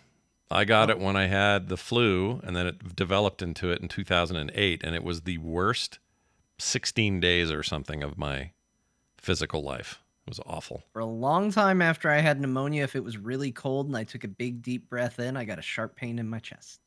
Well, listen, I'm just saying, I go out in short, like I put a jacket on, but I'll be wearing shorts like all the time. It's because you're Canadian. It's because the winters aren't as cold as they used to be. Well, that's true too, right? Canada! Not 40 below anymore, guys. That's the point I'm making is, yes, it's serious and yes, it's cold, but like, I see people all the time bucking, not bundling up before going outside. Nobody's falling over or getting sick. No. And also here where I live, we are having the weirdest half warm, half cold winter. It's so weird this year. Yeah. It's a bad one. It's pretty much over. It's only February for us. Yeah. It's really funky. But anyway, so is it possible to die from cherries and milk? That's a thing? You can die from too much of anything. Okay, really. Enough talk about the cold. Let's talk about how somebody died from cherries and milk. Yeah, everybody who's eating cherries and milk tonight probably perked up a little bit when we brought that up. But I think cherries... Just imagine someone at home listening to Core, enjoying cherries, milk, and my favorite podcast. And all of a sudden they're like, oh no. Yeah. I got a bit of anxiety from that too, because I'm like, what kind of milk are you drinking? Like, I drink milk every day. I think we found it. So according to this, it was too much cherries and milk, but the cherries are also possibly had cholera. There was cholera bacterium in the cherries. And that's what screwed up his guts. Because cholera will wipe you out if you lived back then in 1850. It was a rough time. Yeah, it could be. So, but it made it sound like he ate too many, like he was eating a lot. Yeah, like once you reach a certain the impression I got was of he just cherries and milk. This guy ate like a bowl of cherries every hour. Washed It's it like down. Diet Coke and Mentos. If you combine a certain number of cherries and milk in your belly, you just explode. Yeah. And then washed it down with a big old jug of milk. Unpasteurized freaking 1800s milk, baby. That's how they had fun back then. It's the cherries and milk challenge, new on TikTok. Camp TikTok. That was the real Squid Game back then. All right, we're going to play. Oh, we already played that other one earlier, so we don't have any more of those. But I do have this mashup. So Jamie sent this in. It's called Pussy Pants. The voting thinks. Sorry. I already knew it. I don't know why it caught me off guard so much. It's always funny to say. Beau is currently leading the poll with 49.6% as the person who said it. I am in 30%, and John is at 20%. I think I voted for Beau. Who did everybody vote? Who did everyone vote? Mostly Beau. I voted for John again because I figured if it was wrong last week, maybe it's good this week. And I voted Beau. I voted for Scott. Wait, we all did it again. Yeah, we did it again. So here was my logic. It sounds like something Beau would say. Like this is 100% when did I ever say the word pussy? Come on. But Jamie did say that we were each going to get our turn. And using that logic, even though it sounds like a Beau saying, I voted for Scott because I was fairly certain I didn't say it. Yeah.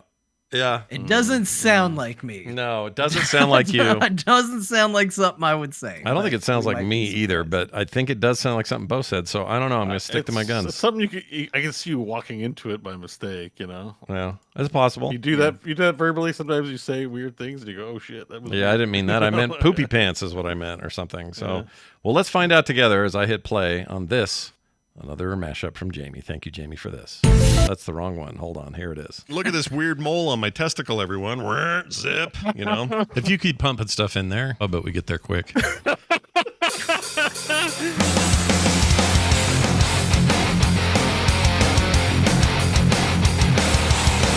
Deathloop, I always remember that. I always remember Prey, but I always forget hold on, don't say it. You are already on the wrong letter of the alphabet. Underappreciated. What is it? Shit. Dishonored. Gosh dang it, why is that? Overappreciated. I mean, every time we did something bad, they'd send us down to the woodshop teacher who was allowed to touch your nipple. And I thought that was a weird way to handle. What? Oh, is that not a normal thing at schools that people just... Is there a real story behind this? No, I'm not being What serious. are you talking about? They would never do It's that. Tom DeMerit, the woodworking teacher. The woodworking going to touch your nipple. Just like if I died in real life, I'd like it to be here on a core episode. Just right here on the air. That's awful. Because I wouldn't know what to do, and then I'd probably get canceled because people would be like, "You see that clip where Scott dies on the show, and John just looks awkward and then hangs up the call." Think long and hard about John's. And it's an adorable little. I find people who aren't even interested in per se just like the cute little shape. But you got somebody with like a shaved head versus her and her big fleshy weird thing. I like that Scott has reduced this argument down all the way to just basically saying she has a bigger head than normal people. Yeah, he's putting consumer grade chicken in his butt, taking it out of there, putting it in the fryer, and then selling it to people. Is it weird that every time you tell this story, there is a little part of me that goes, well, thank God he cooked it afterwards. Yeah, right? Well, that is better than if you handed me a raw one and said, here, eat this. This has been on my butthole. Yeah, but you still ate butthole chicken. Like, I'm sure there's things that have happened at fast food restaurants of all ilks that nobody wants to know what we've eaten. We don't want to know. Yeah, it's better to not know. Jizz. You've eaten poo. You've eaten jazz. That was great. But yeah, you've got a real very delivery to that word. I'm just saying, shout out. We all sit high. I have a bigger head than normal people, and it's a problem for me. So I'm just saying, like, if you're going to do a headshot from 200 yards away, she's going to be a way easier shot. I imagine that, like, gif where people are, like, calculating and running the numbers and looking around, and then Scott's like, I got it. After a lot of studying, her head's bigger. He has the cheat codes, the destruct more codes. area to possibly hit. There's this guy who ran a mega church in Colorado. Every week, his two main topics were anti-gay, anti-drugs. He gets found in an old hotel somewhere with a pocket full of meth with a gay prostitute. Anytime is that an Alanis Morissette song? I got a pocket full of meth and I'm sitting with a prostitute in a car. Food and video games. It's a thing. And we appreciate the question. Kissy Bear? I almost said pussy pants. Pussy pants. Damn it! Why did I almost say that? Oh my God. I know. It just was coming into That's my not face. the name. It was just not coming. the name. It was coming out of my mouth. I was like, pussy pants. And I mean, no, I'm sorry. Kissy Bear. What the frick? I would have. I never in a million years would have picked me for that. I got it again. I doctored it out. I figured it out. It happened, as I said, though. You walked into it by mistake. I did. Didn't mean. I did. Kissy Bears, the chatter, the frequent chat room chatter. You called them pussy pants. Kissy Bears. I don't have any memory of that. Like usual, I don't remember half the shit we say. I don't remember either. So much fun. Thank you, Jamie. Those are amazing. You killed it once again, sir. I'd like to end things today by reminding you that we have patrons that support the show. The reason the show stays on the air is because of you. And we got people like Tony and Chip and John Kelly, not the former presidential advisor, and Thomas Lambert also. You guys are awesome. You join a huge family of happy people who support the show and get no commercials ever, pre-show content every week, and monthly benefits, including art in the mail from me, host specials from the hosts. Who we got coming up? John, right? Or me? Who's next? Yeah, I mean, probably one of us. Beau just did too. I feel like he should definitely be off the hook. Yeah. I'm going to take February off, guys. Yeah, don't do February. Although Beau and I did talk about potentially doing a Yakuza talk, but maybe we wait until we finish Infinite Wealth now. Oh, right. I look forward to that. it. I actually really want to hear that. I know it'll be full of spoilers and stuff, but I want to hear you guys just go on about it. So I'm looking forward to that. But anyway, we'll let you guys know and soon, because the month is moving on, whether we like it or not. In the meantime, please comment, send us stuff, and talk to us, please. Frogpants.com/core is our website. You can email us at talktothecore@gmail.com. And again, that text and voicemail line is 801-471-0462. You can find us all on Twitter, X, whatever the hell they call it now, all the other places. I wouldn't recommend it, though. That place is kind of a shit show. It's not great these days. We record every Thursday night at 4 p.m., Core at 4, at least till the clocks change. And that happens here live at frogpants.tv. So if you haven't joined us live, please do. We have a great chat room in here. You guys have been awesome tonight. Thank you for that. Let's throw it over to Grandma, who will tell us what we played today so that y'all can quit complaining that we don't say it enough. Grandma, take it away. Well, all those mashups tend to get into your brain and make you forget all the funny business that happened earlier in the show. So you're sitting there saying, why don't the boys repeat the games? Well, they don't, because I'm going to tell you what they were. This is what they talked about. They talked about Warhammer 40k Darktide. That's the Warhammer game where you shoot zombies with a shovel. Yeah. They played Tribes 3. It was a demo, part of the Steam Next Fest. Yeah. So don't look for a game. It's a demo, but you can play it. Yeah. You can do it for free. Yeah. Beau and John played Like a Dragon Infinite Wealth. Scott played Unreal Tournament 99. That's on a private Dunaway server. That's retrogib.com. You can go there. Yeah. Get your gib on. Yeah. Jib on. Dance a jib. Jizz. He also played Hellcard. That's the game that's Diablo and cards. Really easy. You think, what a Diablo, hell, cards, cards. Yep. There it is. You got it. John played a bunch of Next Fest demos. These are all demos. He talked about Tribes 3, Rotwood, Star Trucker, Lightyear Frontier, and then he also casually mentioned that he's playing boxes in WWE 2K23. Didn't want to hog the spotlight. Just a quick mention with those games. Beau played Stormgate. He said it was aggressively mid. Now, the chat room said that, but Beau implied it through his words and deeds. But you can go play. That's also a demo. Go play it. Yeah. And you judge for yourself. And it made him play Starcraft 2.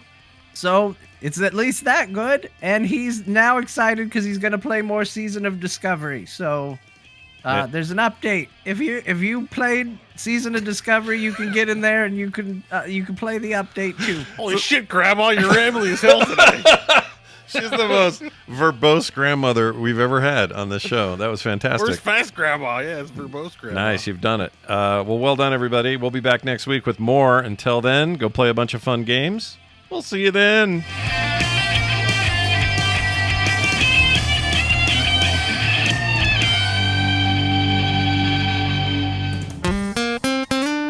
Get more at frogpants.com. All right, Robert. Jeez Louise.